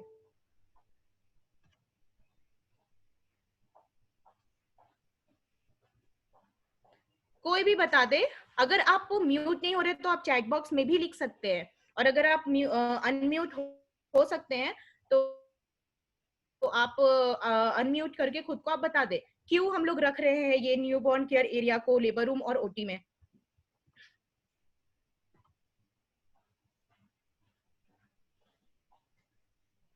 बेबी के, और चैट बॉक्स में सबने लिखा है होना चाहिए बेबी केयर के लिए, ठीक है, बेबी केयर के लिए होना चाहिए, न्यूबॉर्न बेबी केयर के लिए होना चाहिए, ओके ठीक है, बहुत अच्छा। तो अभी हम लोग देखेंगे क्यों होना चाहिए, आप लोगों ने बताया और अब हम भी बताते, क्योंकि हमें जो बेबी आ रहा है हमें ये तो पता नहीं है ना कि जो बेबी आ रहा है वो बहुत अच्छे से ब्रीथ करेगा, अच्छे से क्राई करेगा, हमें नहीं पता, हम नहीं जान रहे हैं, है ना। तो जब वो आता है अपने इन्वायरमेंट से बाहर की दुनिया में आ रहा है, ठीक है, तो हमें नहीं पता वो कैसा रहेगा, इसलिए हम पहले से ही प्रिपेयर रहेंगे, इसलिए हमारे लेबर रूम और ओटी में वो हम रखें पास में, ताकि कल अगर इफ इन केस ऐसा ना हो, अगर हो गया कि बेबी नहीं क्राई किया, बेबी ब्रीथ नहीं किया, तो अब हम लेके बच्चा को कहाँ दौड़ेंगे, वार्मर हमें चाहिए ना, वार्मर हमारे लेबर रूम में है तो हम तुरंत रख सकते हैं, अदरवाइज अगर हमारे लेबर रूम में नहीं है, कहीं और है, बाहर है, उसको वहां से उठा के वहां तक जाने में ही हमारा आधा समय चला जाएगा, ठीक है। तो इमीडिएट केयर के लिए हम बच्चे को रख रहे हैं वहां पे, इनिशियल केयर जो होता है उसके लिए हम रख रहे हैं बच्चे को, ठीक है, रिसक्सिटेट के लिए हम लोग रख रहे हैं क्योंकि हम वहां करेंगे। और हमें ये ध्यान देना है कि जो बच्चे के लिए जो टाइम होता है वो गोल्डन टाइम हम लोग कहते हैं वो 1 मिनट का होता है, 1 मिनट यानी 60 सेकेंड, 60 सेकेंड का।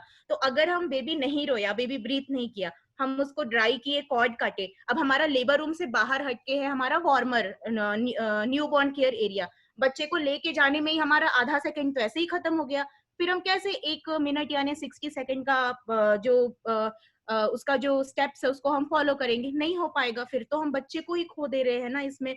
तो इसलिए हमको क्या करना है, हमारे लेबर रूम और ओटी में हमें न्यू बॉर्न केयर एरिया को रखना है, ठीक है।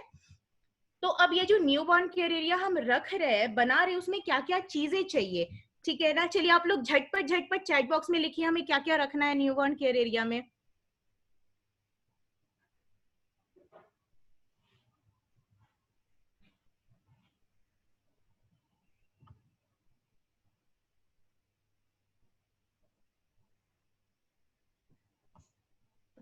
न्यू बॉर्न केयर एरिया में हम लोग क्या क्या रखेंगे बताएं आप लोग, चैट बॉक्स में भी ओके, सक्शन मशीन एक ने लिखा है, ठीक है, एम्बू बैग रखेंगे, बहुत अच्छा। आप लोग बोल भी सकते हैं, जिनको पता नहीं चल रहा कि हम लिखे कैसे चैट बॉक्स में, आप अपने आप को अनम्यूट करके बोल सकते हैं। म्यूकस लिखा एक ने, बहुत अच्छा, सक्शन मशीन, ठीक है, ऑक्सीजन सोर्स, ऑक्सीजन सोर्स,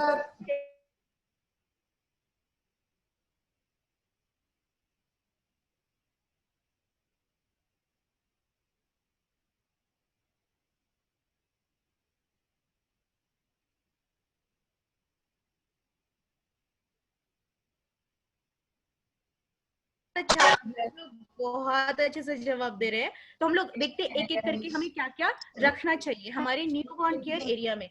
तो वार्मर है ना, जो हम लोग अभी बात कर चुके हैं और ओटी में उपलब्ध है। वार्मर होना चाहिए, सक्शन मशीन होना चाहिए, घड़ी होना चाहिए। Okay, thank you ma'am. अभी हम लोग देख रहे हैं लेबर रूम, सॉरी, अभी हम लोग देख रहे हैं जो न्यूबॉर्न केयर एरिया है उसमें क्या क्या हम लोग रख रहे हैं। तो स्टार्टिंग में हमने शुरुआत की वार्मर से, वार्मर होना चाहिए वहां पे, सक्शन मशीन होना चाहिए। वार्मर जो आप रख रहे हो आप एक बार उसको चेक करो वो गर्म हो रहा है या नहीं हो रहा, नहीं तो पता चलता है कि नहीं चल रहा है ना, वो भी देखना है, मतलब चालू होना चाहिए वो, है ना। सक्शन मशीन काम करने वाला होना चाहिए, मतलब खराब ना हो वो। घड़ी रखेंगे हम लोग विथ सेकंड सुई के साथ, तो वो जो घूमते रहता है ना सेकंड वाला सुई, उसके साथ हमें एक घड़ी भी रखनी है। वजन के लिए वेन स्केल रखना है, जो आप लोग बताए हैं, सारा कुछ आपने बताया। एक आइडेंटिफिकेशन बैंड जो बहुत इंपॉर्टेंट है, ताकि क्या हो, बच्चा मिक्स ना हो जाए, है ना। हम किसी मतलब उनका एक महिला का नाम ए है, एक का नाम बी है, तो कहीं हम ए महिला का बच्चा बी महिला को दे दे। तो इस चीज से बचने के लिए हमें एक आइडेंटिफिकेशन बैंड भी रखना है वहां पे। ऑक्सीजन सिलेंडर रखना है हमें, शोल्डर रोल रखना है हमें, ठीक है, और स्टेथोस्कोप रखना है हमें वहां। बेबी ट्रे में अब हम, वो तो हमने जो इतनी बात की, ये था हमारा न्यूबॉर्न केयर एरिया का, ठीक है, एरिया, उस एरिया पे हम ये सामान रख रहे हैं। अब आते हैं हम लोग किट में, जो हम लोग एक डब्बा बनाएंगे, किट या ट्रे, ठीक है। आप इस तरह का ट्रे भी बना सकते हैं। आप मेरे स्क्रीन को देख सकते, मतलब मुझे देख सकते हो, या ट्रे दिखा रही हूँ, आप इस तरह का ट्रे में भी आप बना के रख सकते हो, या फिर आप एक किट आता है डब्बे जैसा, उसमें भी आप बना के रख सकते हो। तो उसमें आप क्या क्या रखोगे, म्यूकस एक्सट्रैक्टर होना चाहिए, जिसको कुछ लोग म्यूकस सकर भी कहते हैं, वो रखना है। एम्बो बैग रखना है, मास्क भी रखना है। मास्क 2 साइज का था, जो आपके क्वेश्चन में भी था, बहुत सबने बहुत अच्छा जवाब भी दिया था कि 2 मास्क होते हैं, 2 साइज के रखने हमें, एक होता है 0 और एक होता है 1, है ना। टर्म बेबी के लिए हम लोग जनरली 1 साइज का यूज करते हैं, जिनका मुंह बड़ा है, और 0 होता है प्री टर्म के लिए, क्योंकि उनका छोटू सा मुंह होता है, तो एक नंबर वाला उनमें अट नहीं पाएगा, इसलिए, ठीक है। तो ये भी आपको देखना है, दोनों साइज के मास्क होने चाहिए। उसके अलावा बेबी ट्रे में हमें कॉर्ड क्लैंप भी रखना है, विटामिन के का इंजेक्शन रखना है, सिरिंजेस रखना है, ताकि हम विटामिन के का इंजेक्शन उनको दे सके, ठीक है। यहाँ तक तो आप ये देख सकते हो, ये एक डायग्राम जिसमें बेबी किट या ट्रे हम लोग बनाते हैं। एक तो ट्रे मैंने अभी आपको दिखाया, और दूसरा इन्होंने किट जो बनाया, इस तरह से आप बना सकते हैं और अपने फैसिलिटी में आप डाल सकते हैं। तो आज आप लोगों सबके लिए एक होमवर्क है यहाँ छोटा सा, आप लोग बेबी किट या ट्रे बना के आप लोग मैडम को भेजोगे, तो मैडम हम लोगों का जो इको का बैच का जो ग्रुप है उसमें शेयर कर देंगे, लिखेंगे आपकी फैसिलिटी का नाम होना चाहिए और आपने ये बनाया, ठीक है। तो ये फोटो आप लोग भेजोगे, ठीक है। तो आप लोग कब तक भेजिएगा, कब तक?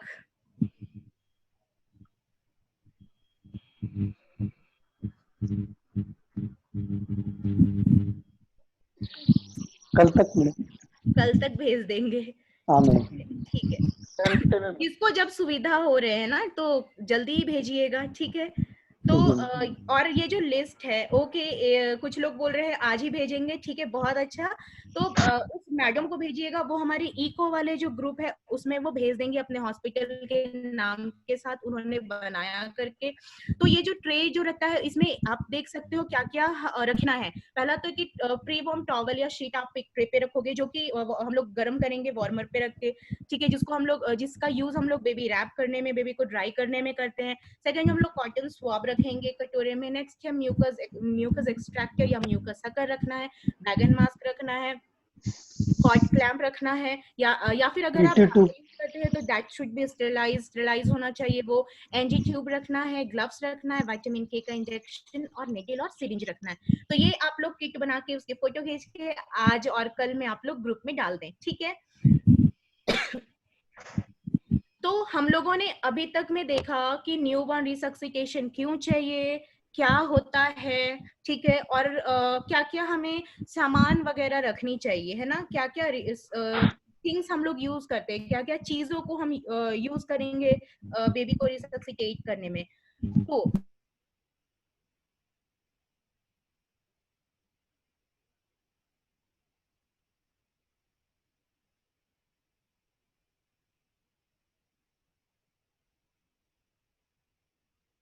के बाद नहीं रो रहा है, तो हमारे पास 1 मिनट का टाइम है, जिसको हम लोग कहते हैं गोल्डन 1 मिनट, ठीक है ना।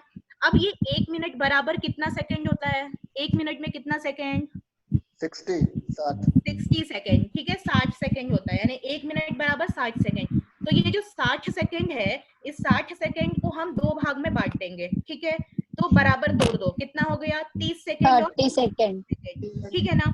अब हम लोग 30-30 सेकंड करके काम करते हैं, पर याद रखना हमको 1 मिनट पुराना है, मतलब कि गोल्डन मिनट है जो बच्चे को हम लोग सरवाइव करा रहे हैं उसका, ठीक है। तो पहला जो 30 सेकंड है उसको हम लोग रिसक्सिटेशन का पहला 30 सेकंड है, उसमें हमको क्या करना है, सबसे पहले बेबी डिलीवर होके हम कहाँ रख रहे हैं, माँ के एब्डोमेन में, माँ के पेट में, है ना। वहां पे क्या करेंगे, बेबी को ड्राई करेंगे। और अभी एक उज्जवल जी ने बताया जो आरपीएस हॉस्पिटल से, उन्होंने भी बताया कि बेबी को माँ के पेट में रखा था और ड्राई किया था, है ना। ठीक वैसे पहला 30 सेकंड हम क्या कर रहे हैं, बेबी को ड्राई कर रहे हैं माँ के एब्डोमेन में। सेकंड स्टेप क्या है, बेबी क्राई नहीं किया, आपको देखना है ड्राई करने के बाद नहीं रो रहा है, ब्रीथ नहीं कर रहा, हमको इमीडिएट क्या करना है, कॉर्ड को कट करना है। इस पिक्चर में भी आप देखिए, यहाँ पे कर्सर घूम रहा है, यहाँ पे क्या हो रहा है, बेबी का कॉर्ड को काटा गया। काटने के बाद तीसरा स्टेप है हमारा, तुरंत वार्मर में लेके जाएंगे। ठीक है, वार्मर में हम ले लिए, वार्मर में लेने के बाद हमें PSSR करना है। ये सारा 30 सेकेंड का है, ठीक है। मतलब बेबी को ड्राई से लेके पूरा PSSR तक हमारा पहला 30 सेकेंड हमको करना है, ठीक है ना। अब ये PSSR क्या है, तो जब भी हम PSSR और जितने स्टेप हम कर रहे हैं ना, हर एक में हमको बेबी को ऑब्जर्व करते रहना, हर एक स्टेप में कि बेबी ब्रीथ करना चालू किया, रोना चालू किया या नहीं किया। हाँ, तो अब आते हैं PSSR। पहला है जो P शब्द से बनता है पोजीशन, ठीक है। पोजीशन में क्या करना है, हमको बच्चे को पोजीशन कैसे देना है, कंधे के नीचे शोल्डर रोल रख के देना है, ठीक है। पिक्चर में देख सकते हैं आप, ये जो कंधे के नीचे रखा है शोल्डर रोल है, वो नाम से समझ में आ रहा है, शोल्डर माने कंधा, तो कंधे के नीचे हमको रोल को रखना है, ठीक है। उसके बाद आता है S मतलब होता है सक्शन। तो हमको क्या करना है, बेबी को सक्शन करना है। तो सक्शन पहले हम कहाँ करेंगे, मुंह में, और फिर उसके बाद हम करेंगे नाक में, ठीक है। सिंपल याद करने के लिए ABCD में सबसे पहले M आता है, उसके बाद N आता है। तो हम क्या किए, पहले M में किए, उसके बाद N में किए, N फॉर नोज, ठीक है। तो अब हम मुंह पे जब डाल रहे हैं सक्शन ट्यूब को, तो हमको वो 5 सेंटीमीटर तक डालना है, ठीक है ना। और जब नाक में डालते हैं तो वो 1 से 2 सेंटीमीटर तक डालना है, ठीक है। अब आते हैं नेक्स्ट S में। दूसरा नेक्स्ट S का मतलब हुआ स्टिम्युलेशन, माने हम लोग कह सकते हैं सहलाना, ठीक है। तो बच्चे को करवट ऐसे दिला के हम क्या करते हैं, सहलाते हैं इस तरह से, ठीक है। ये सहलाना, बच्चे के पीठ को हम रब कर रहे हैं, सहला रहे हैं, ठीक है। तो हर एक स्टेप में हम यहाँ से पोजीशन करना है, सक्शन करना है, बेबी को देखना है वो क्राई करना, ब्रीथ करना चालू किया या नहीं, ठीक है। उसके बाद में स्टिम्युलेट किए, तब भी देखना है बेबी मतलब क्राई कर रहा है नहीं, और ब्रीथ कर रहा है या नहीं। उसके बाद आता है, क्योंकि हम ऐसे करवट दिलाए थे उसको ना, तो हम लोग भी जनरली अगर हम बेड में भी इधर उधर हिलते हैं तो क्या होता है, बेड खराब हो जाता है। ठीक वैसे ही बेबी का भी यहाँ भी बेड खराब हो गया है, यानी शोल्डर रोल उसके कंधे से हिल गया। तो अब हमको क्या करना है, बच्चे को रिपोजिशन करना है। तो रिपोजिशन किए हम, कंधे के नीचे फिर से शोल्डर रोल अच्छे से लगाए, ठीक है। बेबी देखना है बेबी यहाँ पे भी क्राई किया या नहीं किया, ठीक है। इतना हमको करना है पहला 30 सेकेंड। पहला 30 सेकेंड क्लियर। माँ के पेट में, माँ के एब्डोमेन में ड्राई से लेके मेरा रिपोजिशन तक है पहला 30 सेकेंड, ठीक है ना। अब आते हैं इस 30 सेकेंड के बाद जो आखिरी 30 सेकेंड है, उसमें इसमें क्या करना है, अगर रिपोजिशन किए हम उसके बाद भी बच्चा मेरा नहीं रो रहा है, हाँ, तो हम क्या करेंगे, बैग एंड मास्क स्टार्ट करेंगे, ठीक है। मास्क साइज का ले लेना है, बच्चे के हिसाब से 0 लेना है या 1 लेना है। उसके बाद स्टार्टिंग में हम उनको 5 ब्रीथ देंगे, रेस्पिरेटरी ब्रीथ। वो रेस्पिरेटरी ब्रीथ क्यों देते हैं, ताकि हम देख सके कि बच्चा के अंदर वो जो हम हवा एम्बू करते हैं ना, इस तरह ये हम एम्बो कर रहे हैं, ठीक है ना। तो हम जब इसको स्क्वीज करते हैं या दबाते हैं और रिलीज करते हैं, तो ये हवा जा रहा है ना अंदर बच्चे को यहाँ से, तो वो जाता है तो उसका छाती फूल रहा है या नहीं फूल रहा है, ये हमको देखना है उसको। तो हम 5 ब्रीथ देते हैं, क्योंकि अगर हम अभी बिना ऐसे ही करके एम्बू स्टार्ट कर देंगे, फिर पता चला कि जा ही नहीं रहा, इसलिए हम स्टार्टिंग में 5 ब्रीथ देते हैं, चेक करने के लिए कि बच्चे का चेस्ट वो राइज हो रहा है या नहीं, दोनों साइड इक्वली, ये नहीं कि ऐसे ऐसे नहीं उठना है, इक्वली उठना है, इक्वली, ठीक है। उसके बाद में 5 ब्रेथ देने के बाद हम इसको 30 सेकेंड तक कंटिन्यू करते हैं। तो सब लोग अपना काउंटिंग होता है सबका ना, कोई स्क्वीज 2 3 बोलते हैं, कोई दबाए 1 2 बोलते हैं, उधर नॉर्थ साइड में जय श्री राम बोलते हैं, सबका अपना अपना है। तो उस हिसाब से आप लोग बोल के आप लोग इसको कंटिन्यू कर सकते हैं अगले 30 सेकेंड तक, ठीक है। तो वो 30 सेकेंड और ये 30 सेकेंड मिल के कितना हो गया, 30 सेकेंड मिलके कितना हुआ, 60 सेकेंड हो गया हमारा, है ना। 60 सेकेंड मतलब 1 मिनट हुआ, है ना। तो अभी हम लोग आते हैं 30 सेकेंड जो हम जहां एंड किए एम्बू देना, उसके बाद में हम एंड किए जहां एम्बू दे रहे थे 30 सेकेंड तक, उसके बाद हमको क्या करना है, गोल्डन 1 मिनट ओवर। बच्चा अगर अभी भी नहीं ब्रीथ कर रहा है तो हमको चेक करना है उसका, एक बार धड़कन चेक करेंगे, हार्ट रेट देखेंगे। तो हार्ट रेट जो है बच्चे का धड़कन वो हम 6 सेकंड तक देखते हैं, ठीक है। 6 सेकंड तक जितना भी आए, मतलब 10 तक का हम लोग नंबर लेते हैं, 10 तक का लेते हैं। 10 आ गया तो बहुत बढ़िया है भाई, लेकिन 10 से कम नहीं होना चाहिए, ठीक है।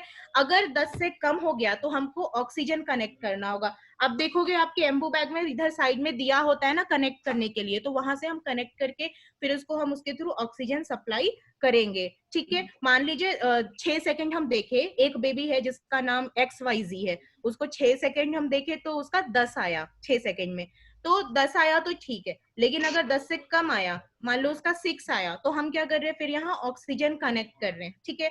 तब तक तो आपके पीडियाट्रिशियन भी आ जाएंगे ना। जब भी कोई कॉम्प्लिकेशन होता है, हमारा सबसे पहला काम क्या होता है, कॉल फॉर हेल्प होता है ना। तो अब हम लोग आगे बढ़ते हैं। यहाँ तक क्लियर है 1 मिनट तक का? किसी को कोई प्रॉब्लम? ओके, तो हम लोग आगे बढ़ते हैं।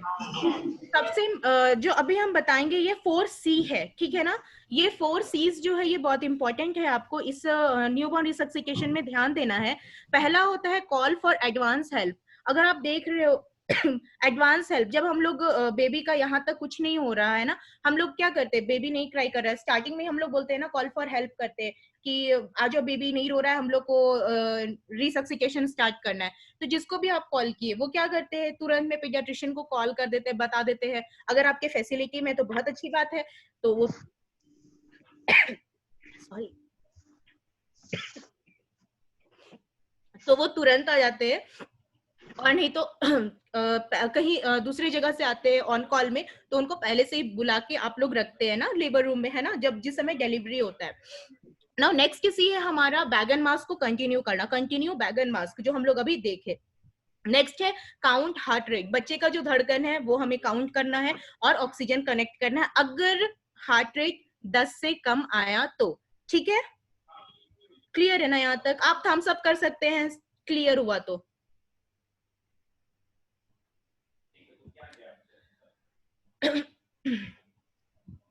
एक बहुत इंपॉर्टेंट बात, अगर आपके यहाँ पे मान लीजिए सुविधा नहीं है उस चीज की, तो आप रेफर भी करते हैं ना बच्चों को, है ना। तो जब रेफर करते हैं तो ध्यान दें कि आप जब हायर फैसिलिटी में रेफर कर रहे हैं तो आपका उसका लिंकेज होना चाहिए, उसका फोन नंबर वगैरह सारा कुछ होना चाहिए, जो कि आपके लेबर रूम में और आपके जो नर्सिंग स्टेशन है वहां पे क्या होना चाहिए, वो लगा हुआ होना चाहिए, ताकि जो कोई भी रहेगा देखेगा वो तुरंत कॉल करके बोलेगा हाँ हमारे यहाँ से ये पेशेंट आ रहे हैं, आपके उधर बेड नंबर उसका ये नाम ये है, क्या प्रॉब्लम है, क्यों जा रहे हैं वो आप बता दोगे, कौन से डॉक्टर देख रहे हैं आप बता दोगे और भेज दोगे, है ना। तो अभी हम लोग एक बार हम लोग अभी देखेंगे कि किस तरह से हमने अभी जो 1 मिनट का गोल्डन 1 मिनट का देखा, अभी हमने सुना, तो अभी हम उसका डेमो देखेंगे कि किस तरह से वो किया जाता है, ठीक है।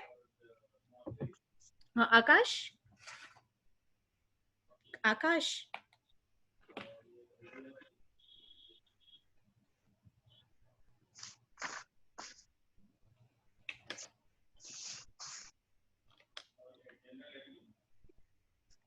यहाँ तक क्लियर है ना आप लोगों को, या कोई प्रॉब्लम है तो आप लोग एक बार हैंड रेज करके पूछ सकते हैं, क्योंकि फिर उसके बाद हम लोग आगे बढ़ेंगे। अभी हम लोग डेमोन्स्ट्रेशन देखेंगे किस तरह से हम लोगों को रिसक्सिकेशन करना चाहिए अगर बेबी क्राई नहीं कर रहा, ब्रीथ नहीं कर रहा तो।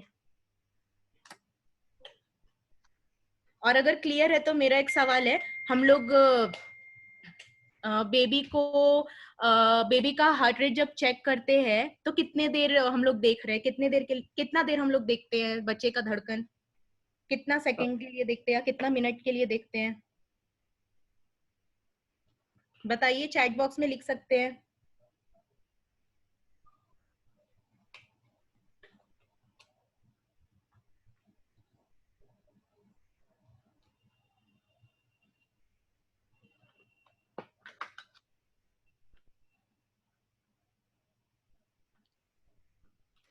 और आप अपने आप को अनम्यूट करके भी बोल सकते हैं। 60 सेकेंड तो हो गया, वो पूरा है ना। हमें बच्चे का धड़कन हार्ट रेट हम जो देख रहे हैं वो कितना देर है? नील 1 मिनिट मैं मराठी में पूछता हूँ ना. हाँ सर. हा मी डॉक्टर कुणाल बोलत आहे. मला फक्त एवढंच जाणून घ्यायचे सगळ्यांकडून जे मराठी समजतात की आपण बाळाच्या हृदयाचे ठोके आता या सिच्युएशन मध्ये किती वेळात कसं घेणार ते सांगायचं है आणि ते किती असायला पाहिजे. हमको ये जानने का है कि बच्चे की दिल की धड़कन आप कैसे जांच करोगे और वो कितने देर के लिए जांच करना है. ओके नील, आप उनको चॉकलेट देने वाले हो. 10 second. 6 second ma'am. 6 second. 6 second ma'am. हाँ 10 सेकंड. 10 second ma'am. ठीक है, ओके. 6 सेकंड हम लोग देखते हैं. अभी तो बताइए, 6 सेकंड में देखते हैं. 10 से कम नहीं होना चाहिए. जो धक धक कर रहा है ना, वो 10 से कम नहीं होना चाहिए. मान लो अभी हम 6 सेकंड देख रहे हैं, धक धक धक धक, तो ये काउंट करो 1 2 3 4. वो कम नहीं हो, 10 से वो कम नहीं होना चाहिए. बाकी हमें देखना 6 सेकंड है. ठीक है, तो अभी हम लोग डेमोन्स्ट्रेशन देखेंगे. तो मैं अपना स्क्रीन को स्टॉप कर रही हूँ.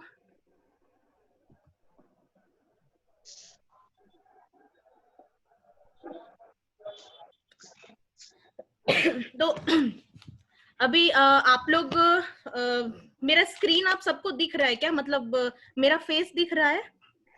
दिख रहा है मैम. ओके, ठीक है. तो हम लोग देखेंगे कि सबसे पहले तो हमें ट्रे अभी बेबी एक डिलीवर हुआ है हमारे यहाँ. ठीक है, तो वो क्राई नहीं, हमने माँ के एब्डोमेन में रखा है, तो उसको हम लोग अभी रिसक्सिटेट करेंगे. तो हमें सबसे पहले तो क्या क्या सामान हमें चाहिए होता है. आपको पहले ही बताया था कि आपने बेबी ट्रे या बेबी किट को प्रिपेयर करके रखना है.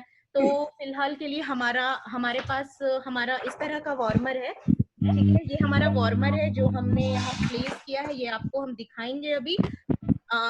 उससे पहले जो जो हमें ट्रे में चाहिए, ठीक है, हमारे पास एम्बो बैग है. एम्बो बैग के लिए एक चीज आपको बता दूं, इसमें हमें 3 चीज ध्यान देने को होती है.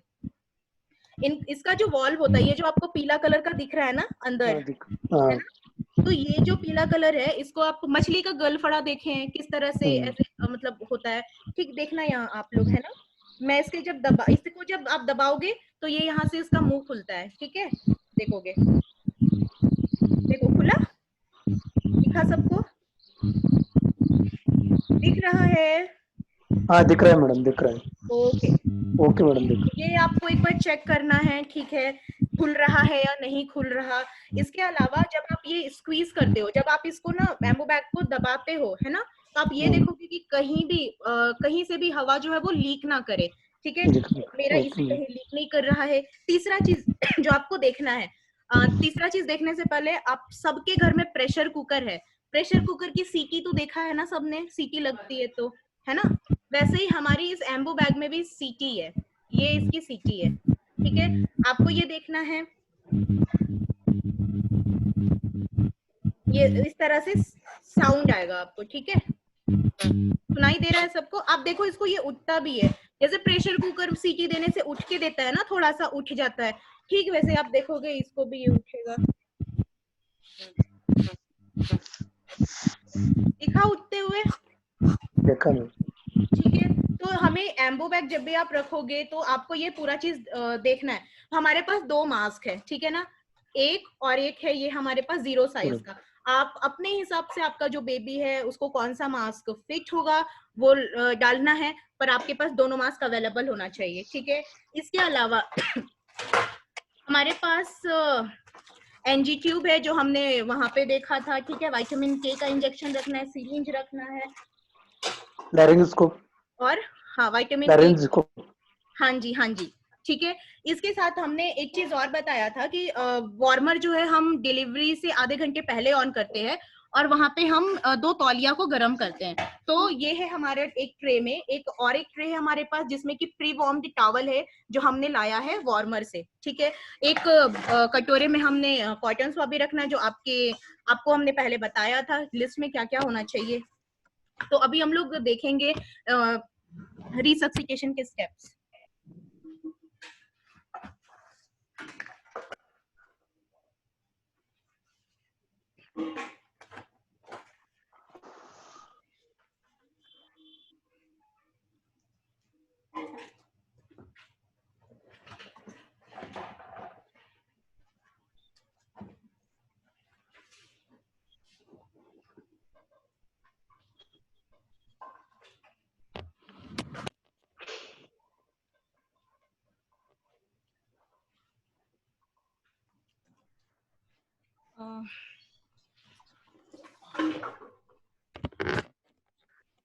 ये सबको दिख रहा है अभी?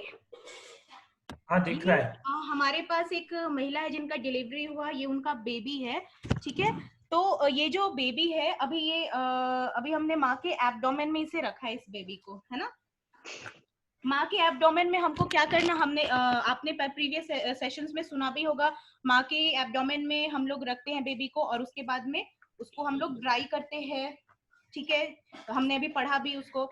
तो ये जो हमारा बेबी है ये माँ के एब्डोमेन में है, ये क्राई नहीं कर रहा है, तो हमें इसको क्या करना है, पहले ड्राई करना है, ठीक है ना। तो ड्राई करने के लिए हमने जो टॉवल प्री गरम किया था, इससे हम क्या कर रहे हैं, पहले इसको ड्राई करेंगे, ठीक है ना। दिख रहा है ना? दिख रहा है मैम। ओके।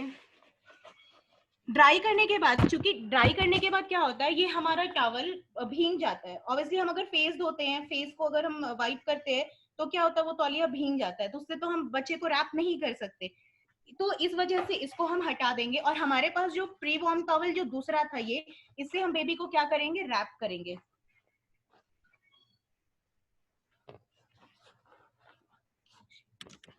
ठीक है। इससे हमने क्या किया, बेबी को रैप किया, ठीक है ना।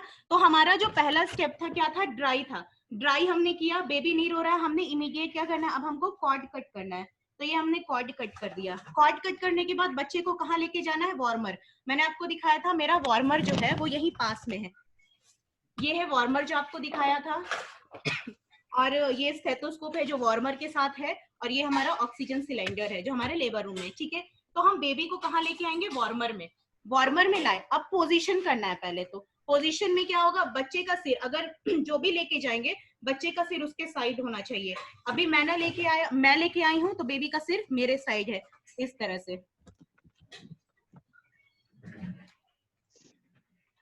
अभी दिख रहा है ना?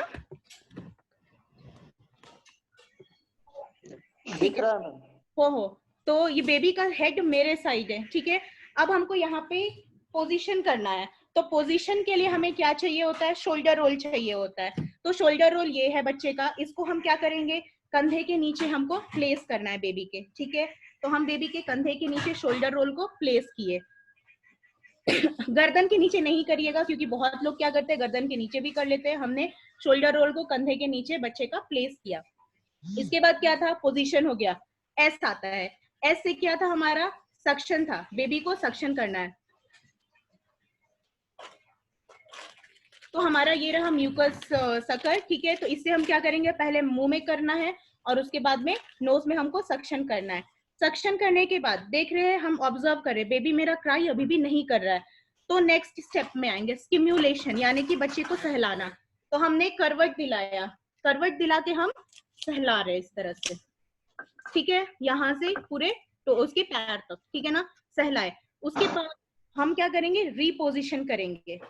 ये हमने इसको रिपोजिशन किया, क्यों, क्योंकि इसका देखो, आप देख सकते हो पूरा इसका शोल्डर रोल देखो कहाँ हिल गया है ना। तो अब हम क्या करेंगे, इसको रिपोजिशन करेंगे। ये हमने रिपोजिशन किया। ये हमारा पूरा 30 सेकेंड तक का था। अभी भी बेबी क्या हो रहा है, मेरा क्राई नहीं कर रहा। तो हमको क्या करना है, एम्बू बैग स्टार्ट करना है। हमने एम्बू बैग और मास्क फिट किया है, उठा लिया। अब हम क्या करेंगे, फर्स्ट 5 ब्रीथ देते हैं बच्चे को, ये देखने के लिए कि इसका चेस्ट राइज कर रहा है या नहीं कर रहा, ठीक है।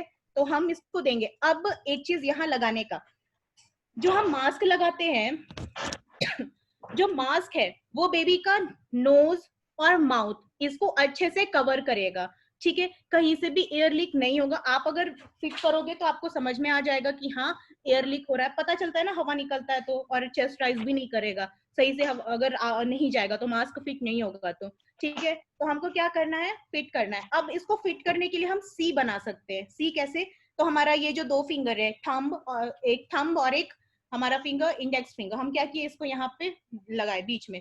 अब एक जो हमारा मिडिल फिंगर है, उससे हम क्या करें, इसकी चिन को थोड़ा सा ऊपर की ओर उठाए, ठीक है, ये इस तरह से। तो अब देखो यहाँ पे सी बनता है ना, ये देखो सी दिख रहा है, ठीक है।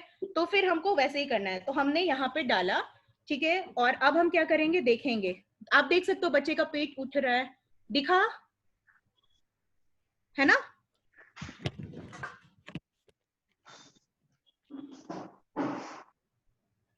ठीक है, ध्यान से देखना, बच्चे का जो छाती है वो उठना चाहिए।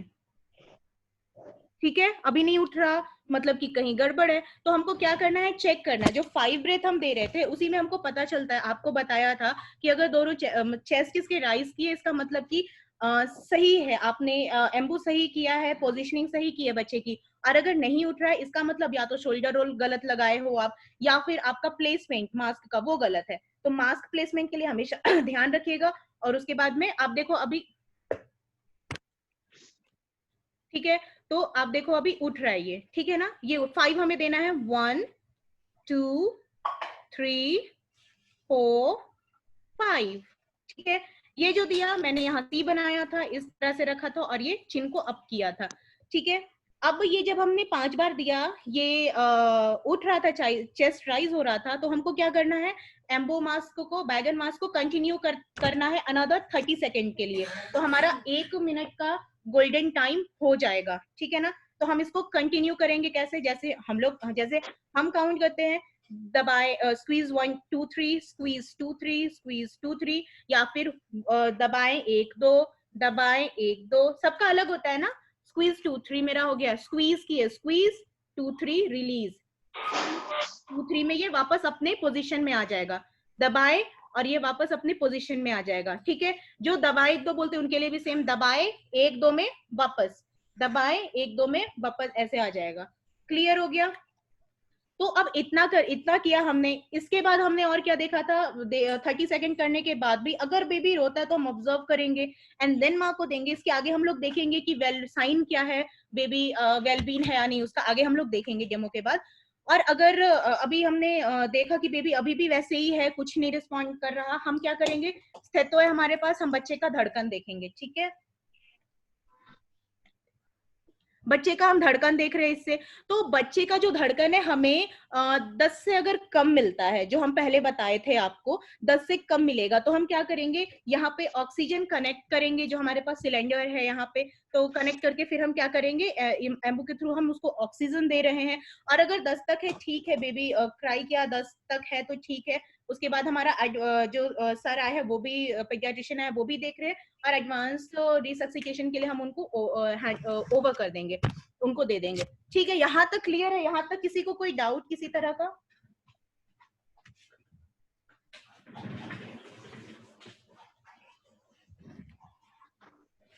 यहाँ तक में कोई दिक्कत समझ में आया? समझ में आया, ओके।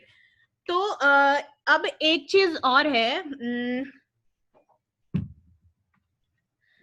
आप लोग ये जो हमने स्टेप्स अभी बोले रिसक्सिकेशन के ना, न्यूबॉर्न रिसक्सिकेशन के, तो एक होमवर्क तो मिला था, उसके साथ साथ एक और होमवर्क है, आप लोग खुद से एक बार बनाओगे, है ना, और कि स्टेप क्या क्या है न्यूबॉर्न रिसक्सिकेशन के, और अपने अपने लेबर रूम का जिस एरिया में, जिस कॉर्नर में न्यूबॉर्न केयर एरिया है, वहां पे क्या करोगे, उसको चिपका दीजिएगा आप लोग, ठीक है।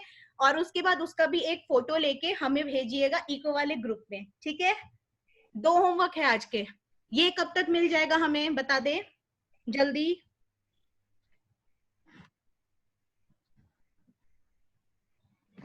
यस मैम लिखा है, पर कब तक मिलेगा, टाइम लगेगा थोड़ा। कोई नहीं बता रहे कब तक भेजना है, मतलब कोई नहीं बना के भेजने वाले हैं क्या?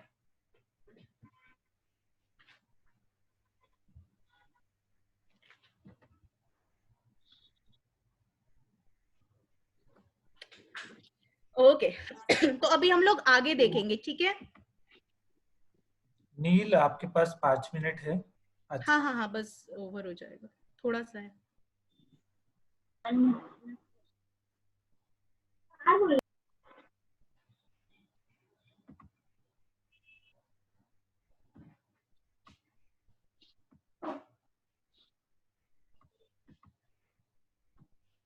स्क्रीन दिख रही है? Yes ma'am. ओके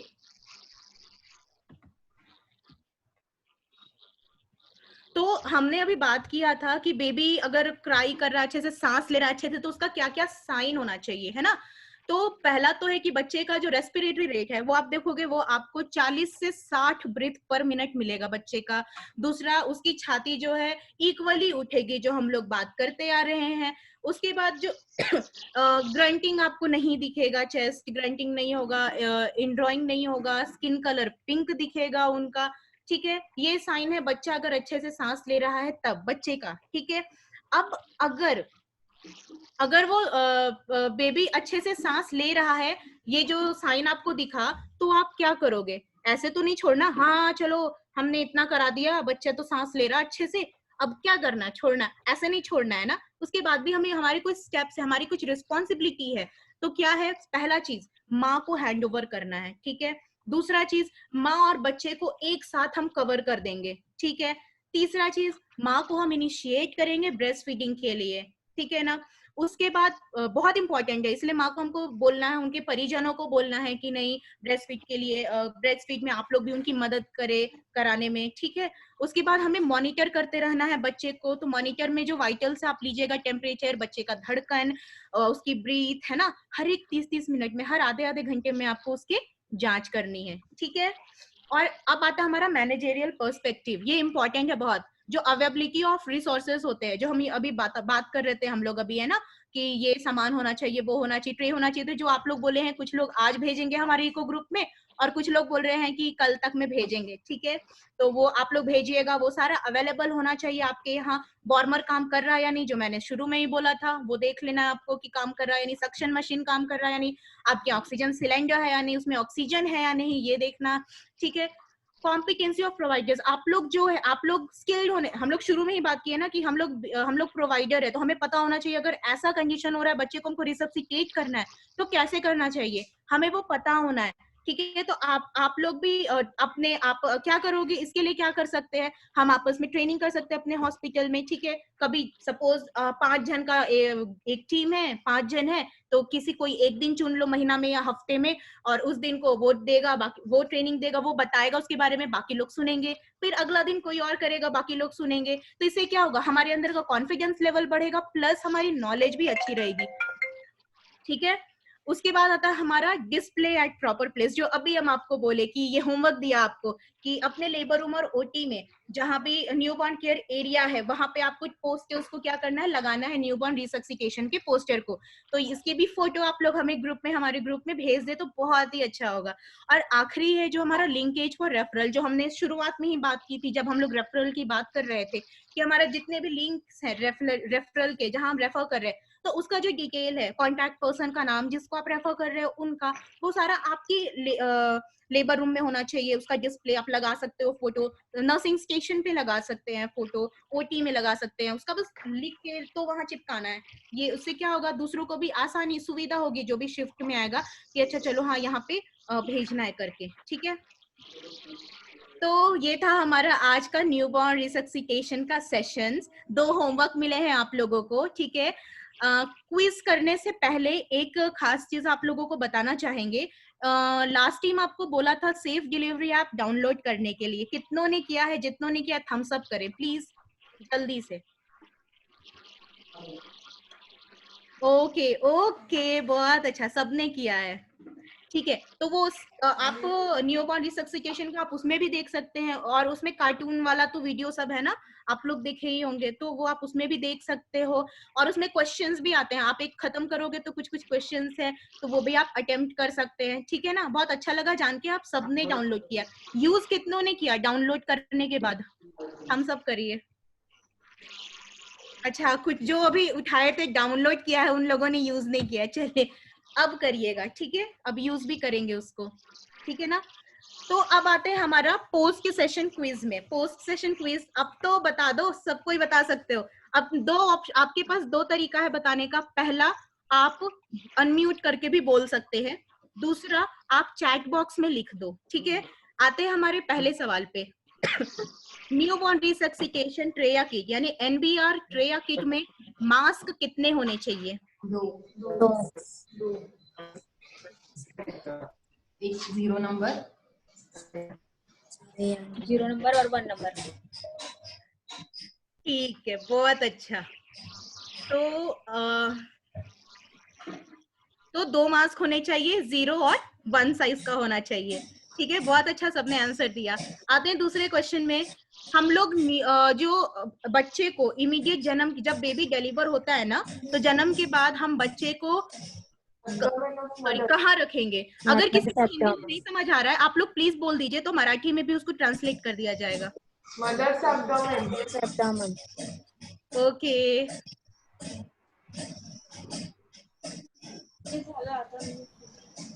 बहुत अच्छा, सबने जवाब दिया। अच्छा, मदर्स एब्डोमेन में हम रखते हैं। आ जाओ तीसरे सवाल में। हम लोग मास्क को न्यू बॉर्न में कहाँ प्लेस करेंगे? बच्चे में कहाँ पे हम न्यू बॉर्न में कहाँ लगाएंगे मास्क को? नोज और माउथ पे। Nose and mouth. Okay, very good. तो ये हम लोग को नाक और मुंह में और इधर चिन में, है ना, ये कवर हो जाना चाहिए पूरा हमारा इस तरह से, है ना, तो वहां डालना है। चलो अब नेक्स्ट क्वेश्चन है हमारा, हम लोग बैग एंड मास्क वेंटिलेशन कब देना चालू करेंगे, कब देंगे, कब परफॉर्म करेंगे?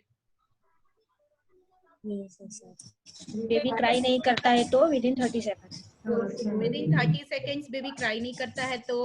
और कोई एक ने बताया, और किसी का जवाब? चैट बॉक्स में भी लिख सकते हैं आप लोग।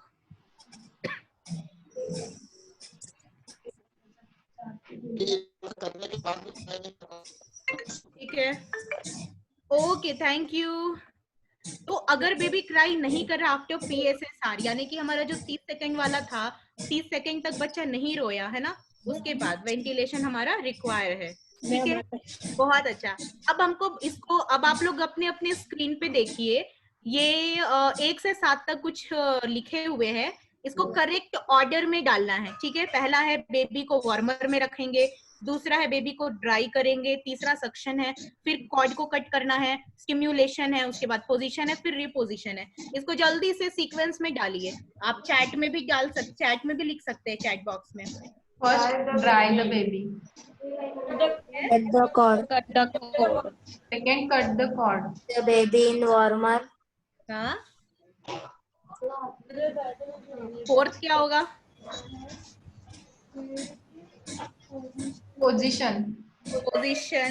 Action. Reposition. ओके, चलो ठीक है।